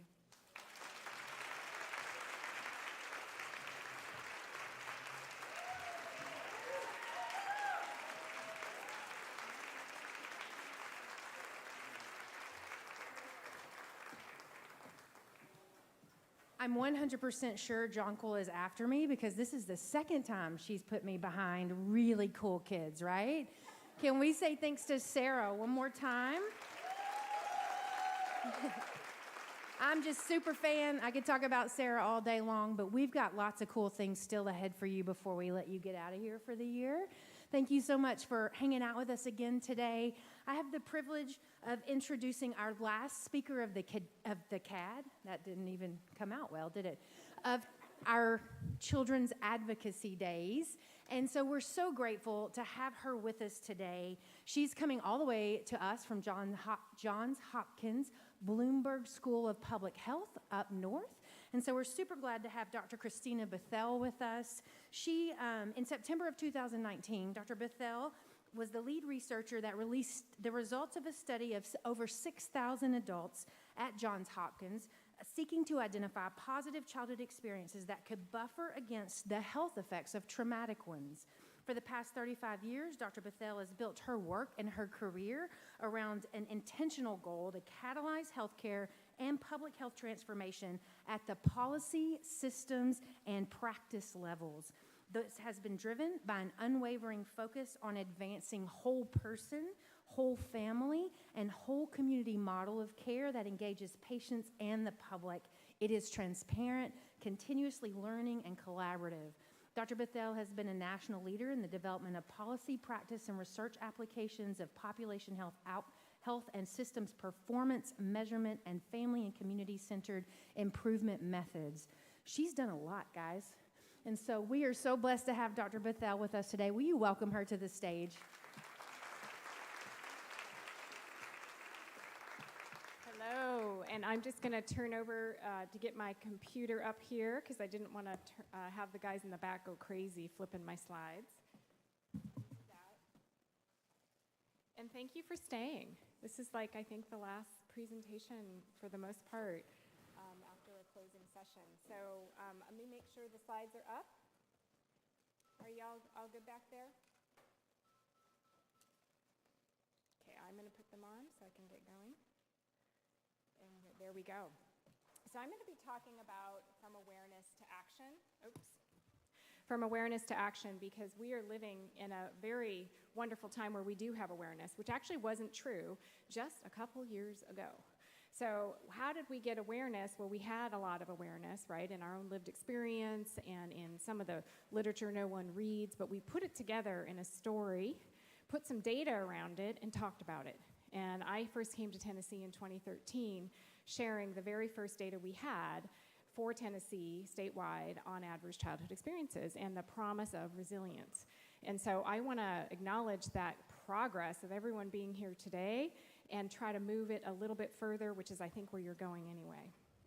So I have no financial relationships to disclose. I always have to say that. But my specific aim in my career, which is probably true for a lot of you, is to implement the science of healthy development and thriving throughout life in research policy and practice and on the ground. And to do that, what we're finding is that our best science says that we are the medicine, especially early in life, and what happens in the relational sphere that we live in and how we are moment by moment with each other is what's, sort of patterning our brain, kicking in our hormones up and down, making us feel what we feel. And so we have to care about that inner and relational pharmacy and the potential it has. So well-being, I think, is upon us because it's within and between us, and that our science, our lived experience are coming together to create policies that actually can help drive change that we all envision. But the one thing to know is that where ours is a social brain, and when we don't feel seen or met, our bodies go haywire, right? We know all about that. And so we can't go to good places with our mind when we can't go to good places with our bodies, and we can't go to good places with our bodies when we do not feel safe and seen. And so that's a powerful piece of medicine that we all have to give each other so that when we are together, we can create a place where we can actually bring ourselves, our whole selves, and not keep the part of us that's not feeling safe or seen behind, even as adults. This works all throughout life, and especially in childhood, but for us right here. So we know a lot about the healing journey. We've been hearing about it. Art is a part of that, nature, pets. But first, you have to recognize that there is a lot of wounding that's happened. intergenerationally, in our own lives, in our communities, in our structures. And yet, if we don't acknowledge that, and we can't feel it and meet it, we can't move it, we can't heal it. So it's very important to recognize that, but we have a lot of science. This is actually a paper, and the secret sauce I'll summarize is we need time in practices, where we can connect with our own bodies and breathing and hearts and minds, time with practices, where we learn how to actually relate in ways we maybe never learned or saw, and do that at every level, and time for practices, contributing and giving from your own being and heart as one of the most protective forces, and how that shows up doesn't matter, it's just that it happens. So that's the secret sauce, but what it takes is a little bit of a paradigm shift. So I'm going to read a poem for you that depicts this paradigm shift. One day, the glacier said, quite kindly to the sea, I would never want to be like thee. Like this, I can be my own earth, my own sky. Were I to melt, surely I'd die. Such power as you have, the sea answered back, and she meant every word, for there was nothing he lacked. Rather, he had just one thing to shed, the fear of the melting, the mistaken dread. There are about 10 other stanzas to that poem I will not put you through, but it ends in a beautiful place. They fall in love in the end, okay? But yes, as the glacier leaned in, with faith he gave way, and in love they flowed sweetly, in love that one day. That's the end of it. But what I will say is that is a big paradigm shift, where our feelings become our superpowers and not our enemy. And that to the extent that we deny their presence and the way they move in us and around us and between us, we suffer. And the good news is that we have the power. So, oops, hang on. That was supposed to be an animation. Hang on, let me make sure that works. Okay, I guess that's not working. But every minute matters, so every interaction creates a reaction. So if I were to stand here right now and say a harsh word to you, you would respond in your body, and you'd be able to feel it. And if I were up here saying a loving word to you, you might be able to feel that too. And I hope that's mostly what you're going to experience. But we're regulating each other's nervous systems, whether we like it or not, individually and collectively. We are connected. It's a biological truth, and of course it's true on all other levels. So the success of our interventions and what we do depends on the interior condition of the intervener, whether that's you with the people you serve, or our systems with our systems. So we have the power, but it brings accountability and hopefully joy. So the paradigms we have, we need to become conscious of. What are the paradigms? What are we believing? And we're rapidly changing. We've actually had some big paradigm shifts just by what we're talking about today. We don't have to say, have you ever heard of adverse childhood experiences? And I'm assuming most people here have, right? So I'm not even going to do a raise of hands. But paradigms are the source of systems, and from them are shared social agreements about the nature of reality, comes our system goals, our information flows, what we decide to measure, how we train ourselves. And so the paradigm shift has come a long way around the science of healthy development. We know what happens even before a child is born, right? The health of the mother, the father now. There's research now really showing, even genetically and biologically. But as soon as it's genetic and biologic, it's social, it's relational, because we become ourselves through that pathway. And so we know that. We also know that infant brain development is critical, the first 1,000 days of life, even sooner, that all of that rapid firing is so critical, and to be present so that there's a sense of connection, not just being there, but being there, right, is really actually the superpower that we have. So we know about the adverse childhood experiences. You all have even done an economic analysis, which most states haven't managed to do, and I know it's an underestimate. And we know what happens with healthy development, so that right now only 2 in 5 children in this country are ready for school by the age of 3 to 5. And about 1 in 3 in 4th grade read at proficiency. So we have an emergency, and yes, we have a possibility. That's what's most exciting. We also know that youth, this has actually been true for a long time in our country, that youth are not doing well mentally and emotionally, feeling sad or hopeless, thinking about suicide, not achieving that, but really thinking about it, and it's not uncommon, and it's getting worse. And so we can change that. We also know the social factors combined with these relational risks, ACEs, and parents who feel also hopeless or not well, are really a powerful combination, and they exist for about half the children in our country at some level, and much more in certain populations. So I want to show you this slide. This is a data slide, so hang in there with me. I'm going to try to go gentle on you. But we looked at social risk factors like poverty, unsafe neighborhoods, food insecurity, issues with housing, experiences of racism. And then we looked at relational health risks that are more close to the home, okay, like ACEs that are really in the home, ACEs, and also maternal or paternal depression, or just caregivers who aren't feeling well mentally or emotionally, or who are in such distress as parents. And I wanted to know whether or not those were playing independently of each other, because we often talk about social determinants and we focus on poverty, which is important, but we know that that isn't the solution only, right? So how can we understand it? So what we found was, what is the prevalence of mental, emotional, behavioral problems that are actually diagnosed among children 3 to 17 based on their social and relational risk profile? So if they have neither social nor relational health risks, 15.3% of kids in our country have mental, emotional, behavioral problems, and I do have this data for Tennessee. 18.5% if they have one of those relational health risks. 44.4% if they have two relational health risks and no social health risks. This is all of us. No social health risks. They're not in poverty. They live in a safe neighborhood. They don't have food insecurity. They're not experiencing discrimination on a daily basis. Still, the power of the relational health. One social health risk, it bumps up, and one social health risk and no relational risk.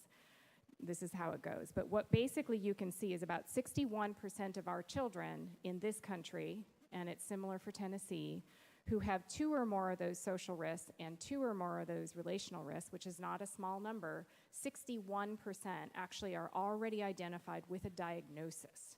Now, by the time you get a diagnosis, you've had a lot of issues and thousands of opportunities for prevention. So this is really important. So how should we be organizing our systems?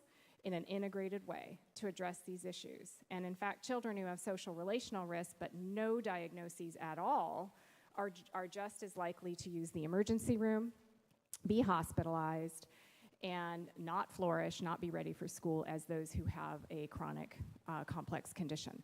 So it goes further. And yet what we know is what's making a difference is this thing called relationships. So relational wounding requires relational healing. And this is a study, the same study that showed us 42% of youth are feeling sad and hopeless. What about if they felt close to somebody at school? If they did, 28.4% had sad or hopeless or poor mental health. If they didn't, 45% did. So that one simple thing. Is there someone you can think of that you feel close to, and the protective power of that? Virtually isn't as protective, but it's a little bit protective. So it matters that we connect with each other in person, or something as close to that as we can get.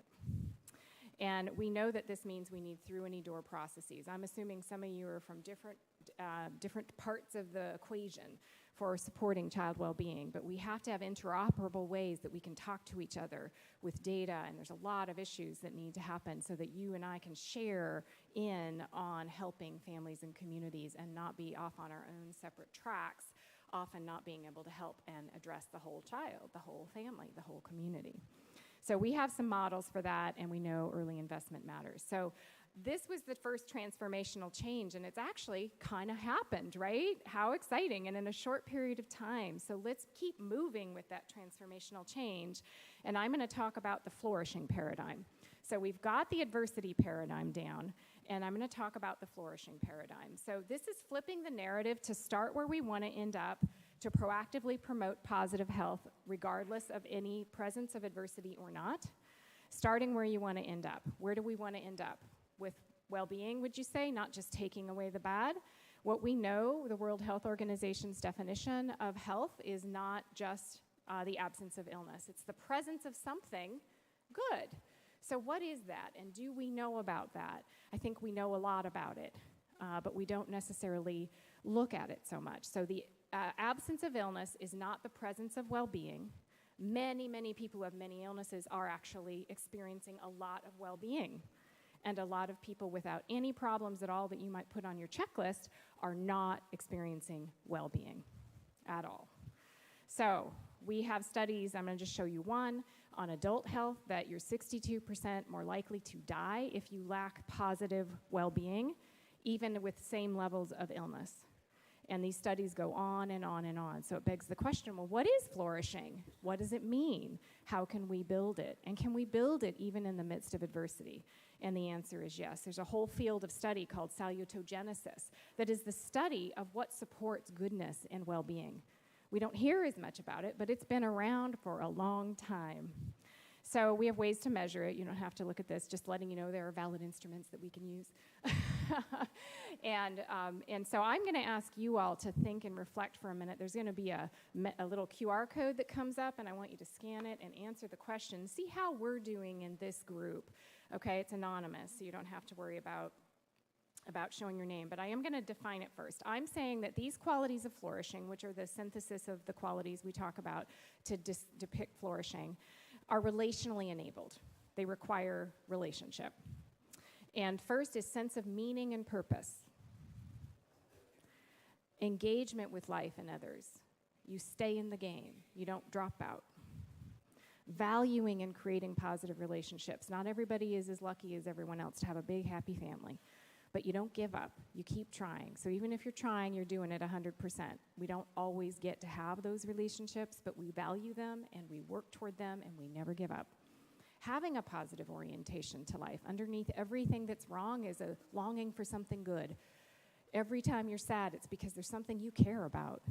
If we keep reminding ourselves that we are at our core always wanting something good, and that's where the pain comes from, we can start to look for the good as well and allow it to build us up, even if it's the smallest thing. I like that color. It really actually can be that small, and you will notice changes that can help you go. So being intentionally looking for the opportunity to be hopeful and optimistic, looking for strengths, naming them out. Sometimes I do this with my team. What are 15 great things that are coming out of this thing that was just hard for us? And they can't stop. After about 5 minutes, they just keep finding more good things about this hard thing that just happened or how we can address it. Seeking to contribute, actually wanting to contribute, feeling I want to show myself, I want to contribute no matter what it is. It could be your beautiful smile, but you bring yourself forward. And that's hard to do when you have trauma and everyone's told you not to show yourself, but this is really, really the healing opportunity we all have. And finally is this sense of inherent worth, which really gets robbed when we have trauma. And I'm not talking about I matter to you because I'm giving to you. I'm talking about the inherent self-worth that's I matter just because. Not because I did this or did that. That's also an important part of mattering, but do we have that? So let's go to the poll. If you could do the QR code here, that would be great. And let's just see where we're at. Totally anonymous.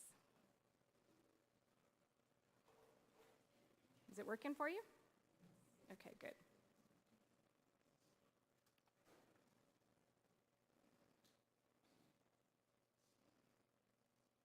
Okay, so here we go. I'm going to give you these slides at the end, and I will paste in the answer, okay? But I'm actually, are you seeing it on your screen too? Oh, okay, good. All right. I just can't cut and paste it in there right now. Okay, great. So I'm going to keep going just for a second. Oh, dear.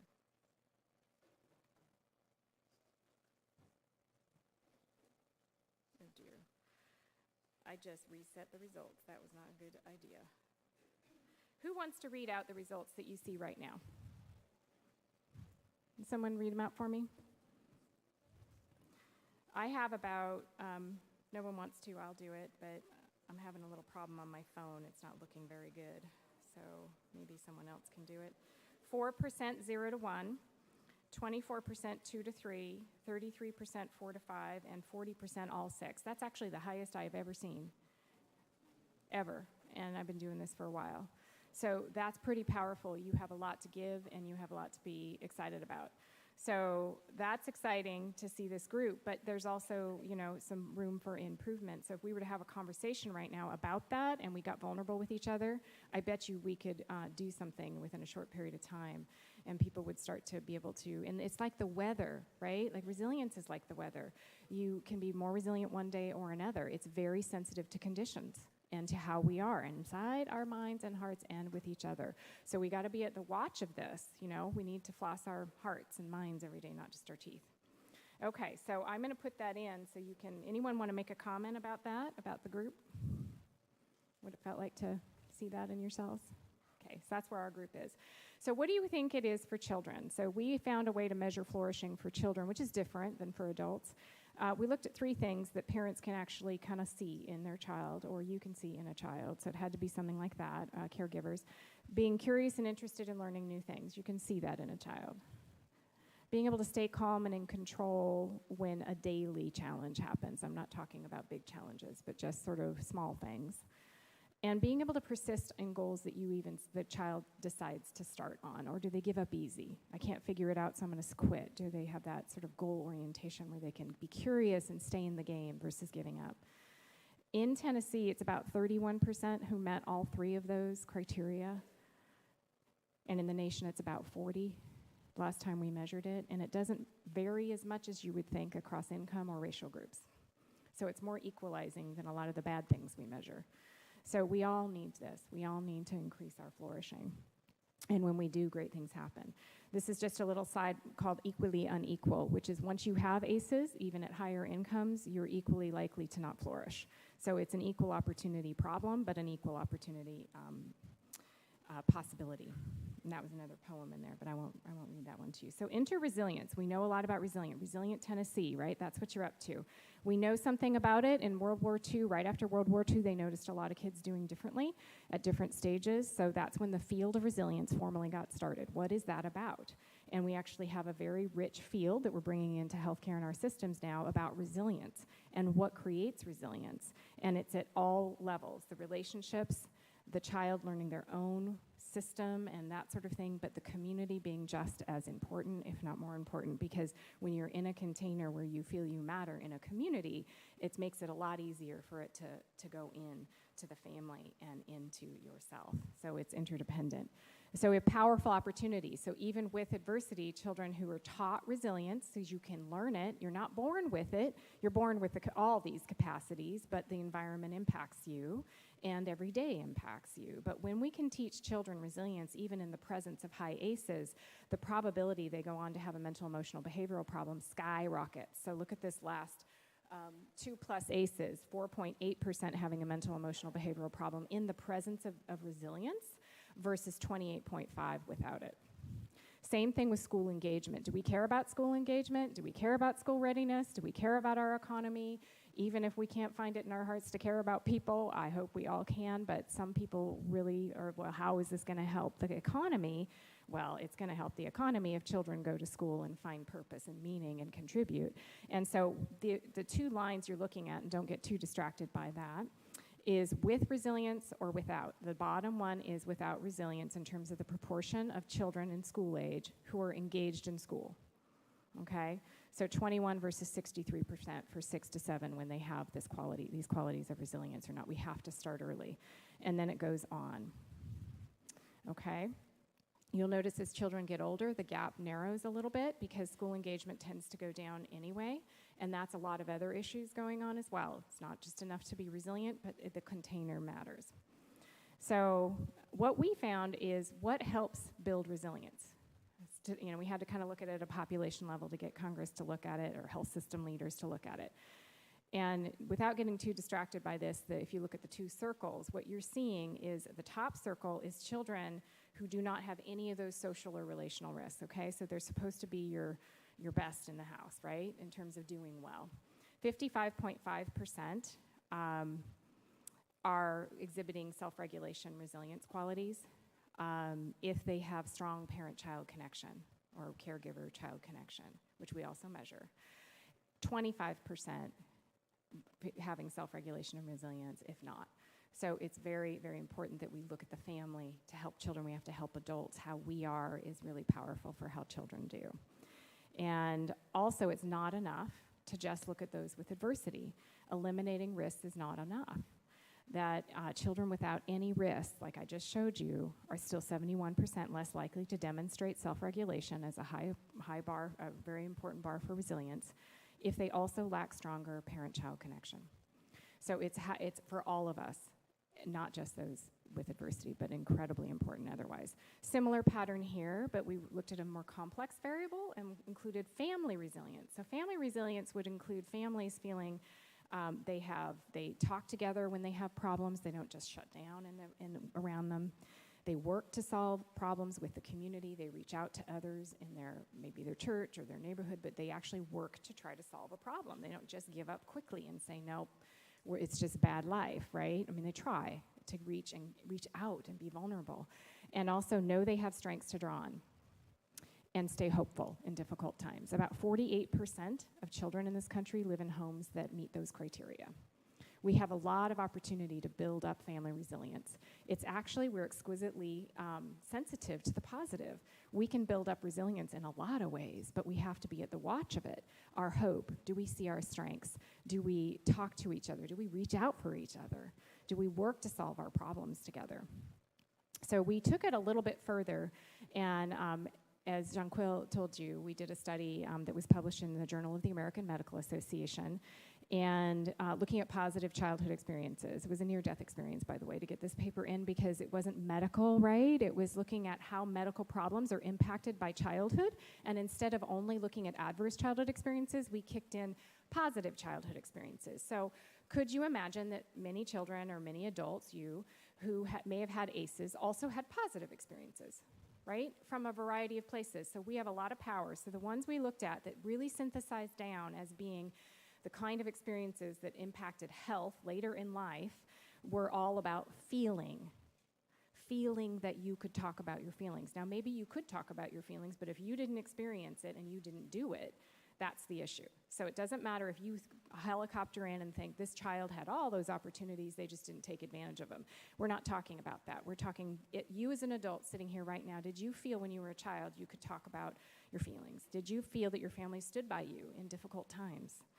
Did you feel a sense of belonging in high school? And that doesn't mean you're popular or anything. Just you felt like when you walked in, I belong here. I'm safe here. Enjoying participating in community traditions. Not just that you did it, but you remember enjoying it. You remember feeling good. Feeling safe and protected by at least one adult in your home, if not all, at least one.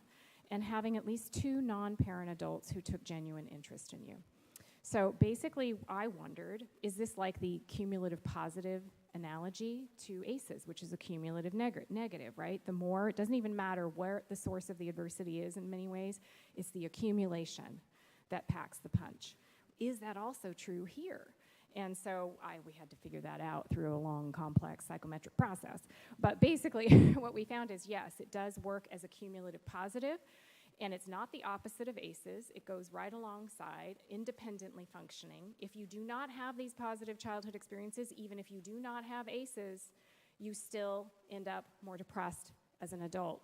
You still end up as an adult without those social relationships, without that sense of community that we all need. So it was dramatic, 72% less likely to have depression as an adult when you had 4 or more ACEs, if you had 6 to 7 of these positive experiences, which can come from anywhere. The ones in the family are very important, but in some cases, it's not possible. So that means in schools and communities and those adults, every moment matters to be aware of how we're all caring. And that our memory is stored in our body, both trauma and the positive, okay? So it's all stored in there. And so how can we lift it up as a way to become maybe even willing to be vulnerable enough to heal the trauma? So if we can build up our positive flourishing, we can start to turn toward the trauma in a safe way and heal it. And I think that's kind of what's happening in our society now. So we need to rewire Maslow's hierarchy to put social connection at the center. I think most of you know that. The American Academy of Pediatrics has a lot of power. Through some of this research, they were able to flip the narrative on their policy statement away from toxic stress and trauma to relational health.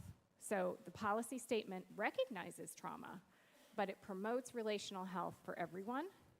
And then you run into trauma as a barrier to that, but not an end game for that. And so they've completely flipped the narrative from toxic stress as the problem to relational health as the solution. So where do you come in? It's everywhere. There's nowhere you can go in any system, wherever you are. If you're, a social worker or a home visitor or a parent or a person working in a grocery store or a bus driver or a taxi driver or, Sean, who's been driving us around, yeah, he matters too.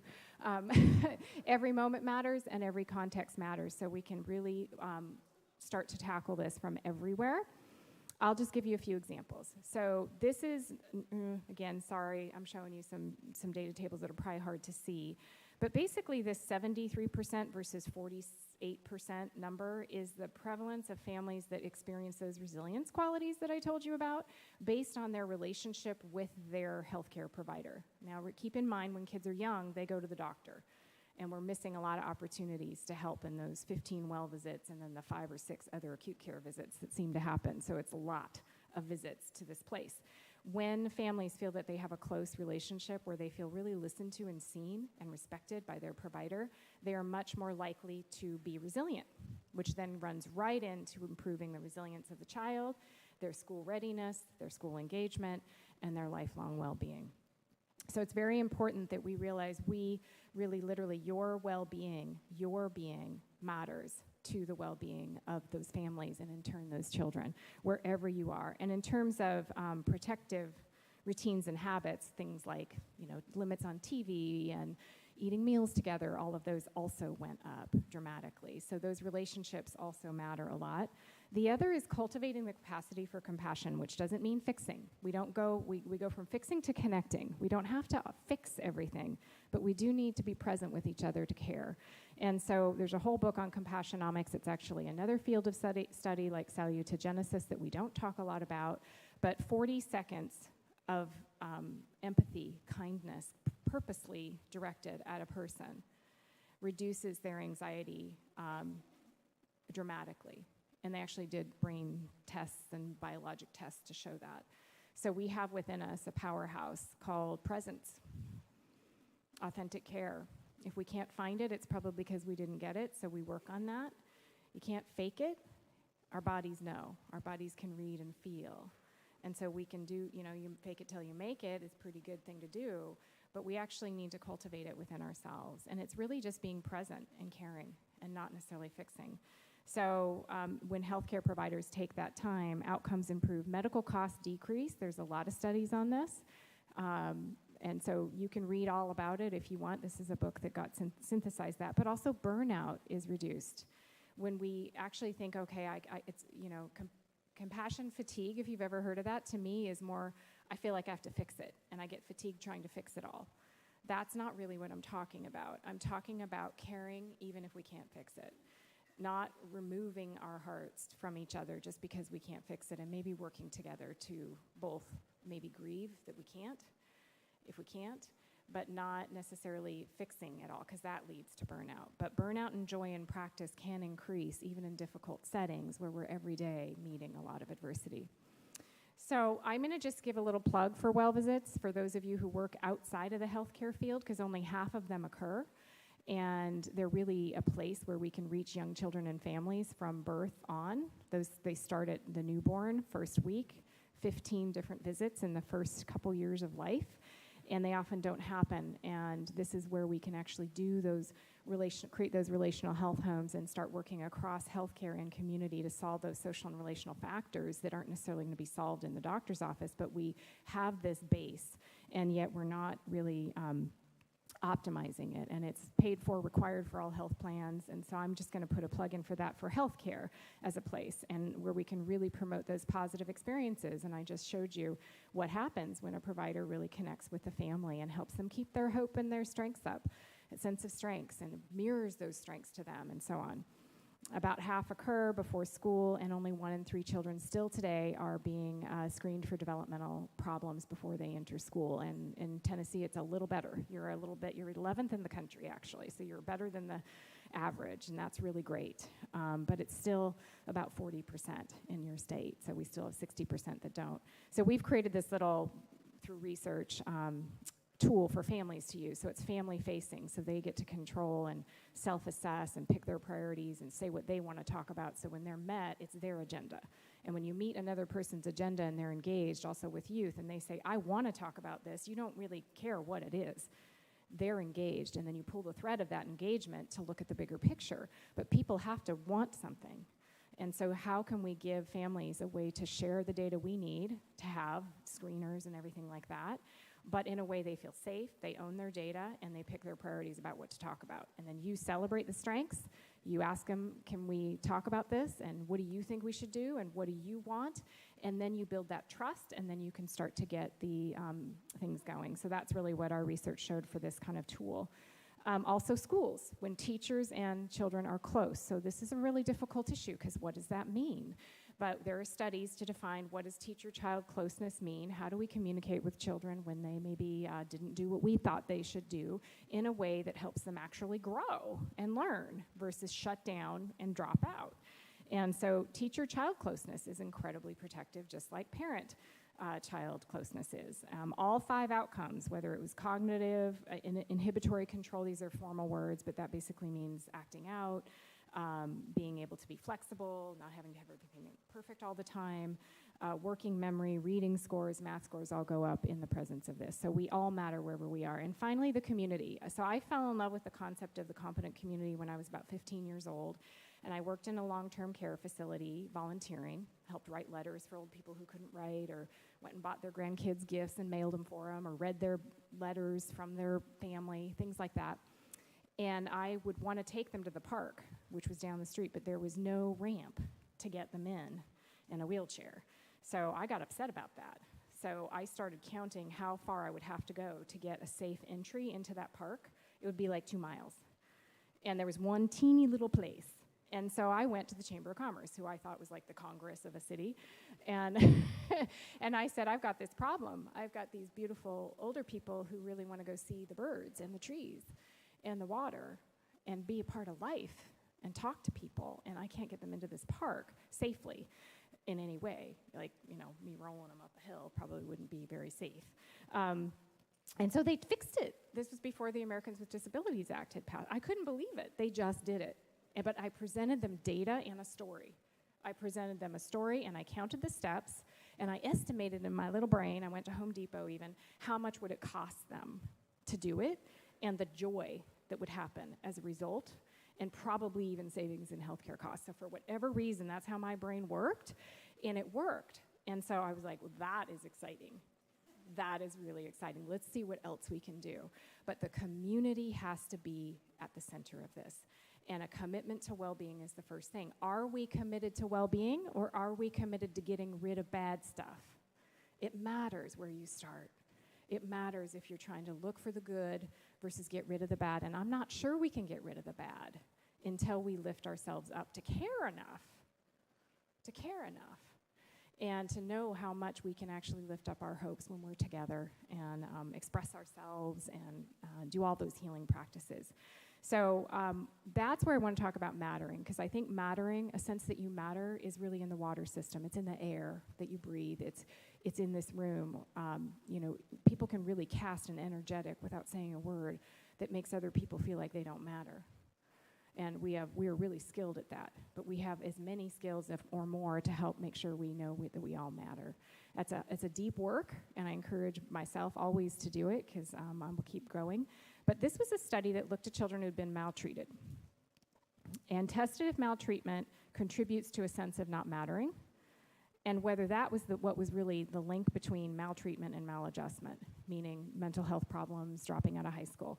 And mattering mediated the association between ACEs, especially emotional neglect is a very big one that has a lot of power. And we think, okay, I didn't abuse you. Why aren't you okay? If I don't nurture you and meet you, it's abuse. I mean, in terms of how the body responds and how a child responds and how you respond.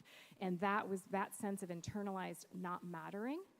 It was the link to the maladjustment, which is the link then to the costs and everything that we talk about. So that was very important, but we often have a lot of young people who are already shut down. We're too late. We got to catch it early. How do you work with a young person who already has internalized I don't matter? And you are trying to be safe, but you're not getting through.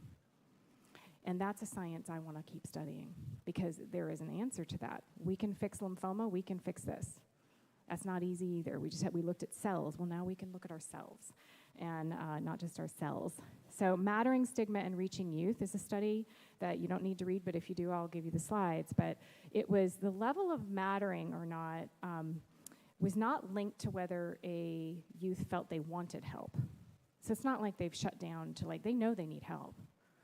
Often, maybe not, but often want help. They just won't reach out for it or be receptive to it, because there's this self-stigmatization, and then also there's real stigmatization. So how do we create that? I go back to the engagement process of making sure that youth are given voice and an opportunity to say what they want. You meet them wherever they are. Wherever they are, whatever's alive in you, pull that thread, and then it'll all come from there. So we really need to strengthen how we are in our communities with children and youth that we don't know, and also their parents and all of us. So I would hope that all of you want to become a flourishing facilitator, right?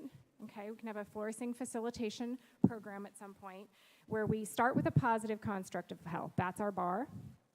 Positive health equity. Positive health equity.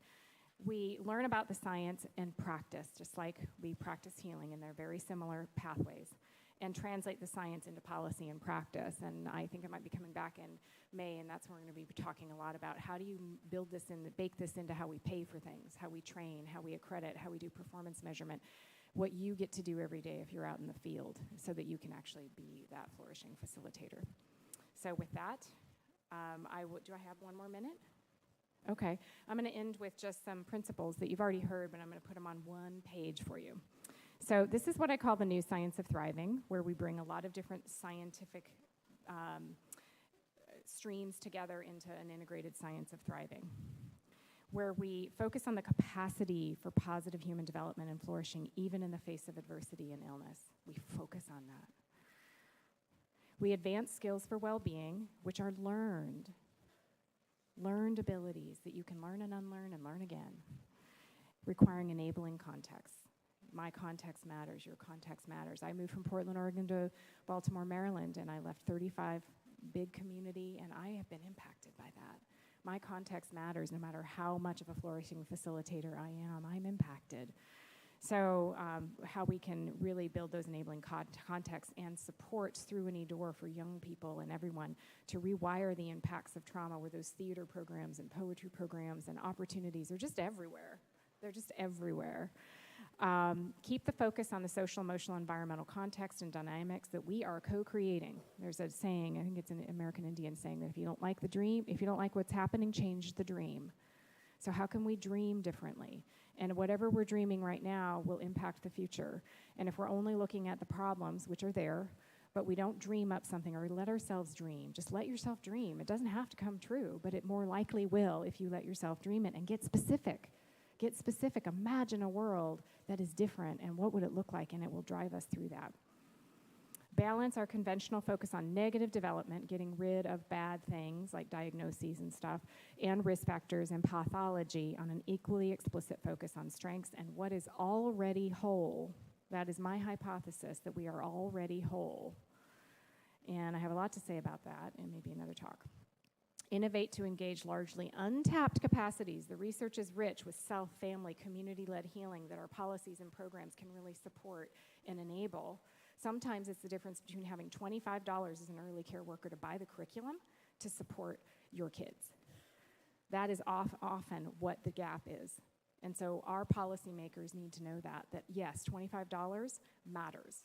Being able to bring people together and rent the room space to be able to do a theater program matters. We have to do micro investments, macro investments, and really make it possible, because good ideas require something, and we need to support that. And finally, to focus on relational health and the social and emotional skills that are central. That is inescapable. So I'll leave you with this hope that we can all find the jewel. That jewel is what I think of as the thing sitting in the dirt underneath your pain and your sadness and your lack of hope. If you keep going, why do I not feel hope? Because I'm seeing people suffer. and it's too much. Why is it a problem for me that people suffer? Because I love. Oh, I love. I love. I care, and so I suffer. But I don't forget why I'm suffering. When you stop suffering and you go completely numb, that's when we need to be afraid. Let's not let ourselves get there. Let's stay above that. Stay sad, stay suffering. But remember, you suffer and you're sad because you care. If you reach the next stop on that train, we've got another whole conversation to have, and that's where we want to make sure we go there, and to remember that we're all whole, and together we can do big things.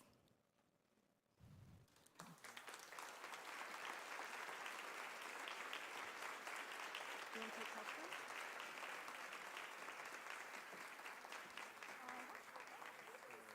Oh, how fun. This is so great. Do you want to take questions, or do we have a moment? Or no? I think we aren't set up to take questions. But, Okay, great. We'll do that in May when you're back. Okay, great. I wasn't sure. Let me get myself unplugged here. Oh, you're good. We do have 10 minutes. We do have 10 minutes. Oh, yeah, well, then let's see. Yeah, we do have a couple minutes. I wanted to end early. Does anyone want to make a comment or somebody did a call and response the other day that said when parents know, children grow. When people know, children grow. So when we know, children grow. So anyone want to make a comment or ask a question? Because we have a couple minutes. Yeah, back there. Oh, yes, I will share the slides, but first I'm going to get that Mentimeter poll in there, and then I'll send it in a PDF because it's too big to send otherwise. Yeah. Yep. Will you say that in here? Yep. Do I have to? This slide about connection between the student and someone else. Yeah, teacher-child closeness, yeah. It was about an adult and not just any close relationship? No, the close relationship one that was done by the CDC that was so powerful, you saw the big difference, was to anyone. So it could be a student, a Yes. friend, a Yes. coach, whoever. Okay. Yes. And it's amazing how exquisitely sensitive to the positive we are. We're very resilient, but without any of that closeness or connection or being seen, it's hard, really hard. Maybe impossible, actually. Yep. Christina, I think that your presentation was absolutely exquisite, and I think Richard Kennedy is very wise to put you at the end of the program because we all need hope, and we all need to shift our perspective. Thank you so much. Thank you. Okay. Great. Anything else, or nope, no burning questions? Okay, great. Back to you, Richard. Where are you? Right here. Right behind me. Okay, let me get myself unplugged. You know what? You take your time, and I can stand beside you as you do that. So please join me again in thanking Dr. Bethel for coming to Nashville and sharing her amazing research and wisdom with us. As you heard her say, she will be back in Tennessee with us in May, I think, as we do a Resilient Tennessee Summit. So we'll hear some different information and have a little bit more intimate time with her as well in some smaller group settings. So thank you guys for hanging with me for just a couple of minutes as we wrap up Children's Advocacy Days 2023. So the first thing that I want to let you all know is that Ray Stevens and his crew appreciate the work you all do with and for the children of Tennessee. And to that end, they would like to thank you by inviting you to come see one of their shows. So each of you will get a pass for 2 free tickets as you go out. So please join me in thanking them for not only that, but all they've done throughout this event. So as you heard me say a couple of minutes ago, there are always several goals that we have for Children's Advocacy Days. And so this year, when I think about what our goals were, there were really 3 goals, and I hope that we accomplished those. So the first goal, like I said, was to really create a special community for a day and a half of amazing people. And so in order to do that, we tried to find a beautiful space. We tried to find lots of parking. We tried to feed you great food. We tried to build in some fun. And I tell our folks all of the time when we're talking about CAD In 3 years, you're not going to remember the theme. In 3 years, you're not going to remember all of the presenters. But in 3 years, you will remember how we made you feel. So if we were able to accomplish that goal, please let us know. So the second goal that we had was to create an opportunity for networking and learning. So we hope you had the opportunity to meet some folks that you hadn't, and we hope you had the opportunity to learn something or lots of some things. So let me know if we accomplished that goal. Good. So the third goal was really a personal goal for me this year, and that I wanted the concept of gratitude to run throughout everything that we've done. And so many of you know, and I have no shame in telling you, that I work with an executive coach and have for the last 4 years. And so oftentimes in some of those sessions, I can very quickly go to that, all of the things that are making me crazy. And so he is very good about stopping me and saying, hey, let's think about all of the things that you're thankful for and all of the things that are going great. And so as we start our sessions in that space, it completely changes my mindset and how we work together. So in gratitude from me and our staff and the members of the commission, we're grateful for our sponsors. You've heard me list them numerous times. They do amazing work and so generously give of their resources. So I'm so grateful for our sponsors. I am one of the most fortunate men in the state of Tennessee in that I have 21 of the best bosses that anyone could have.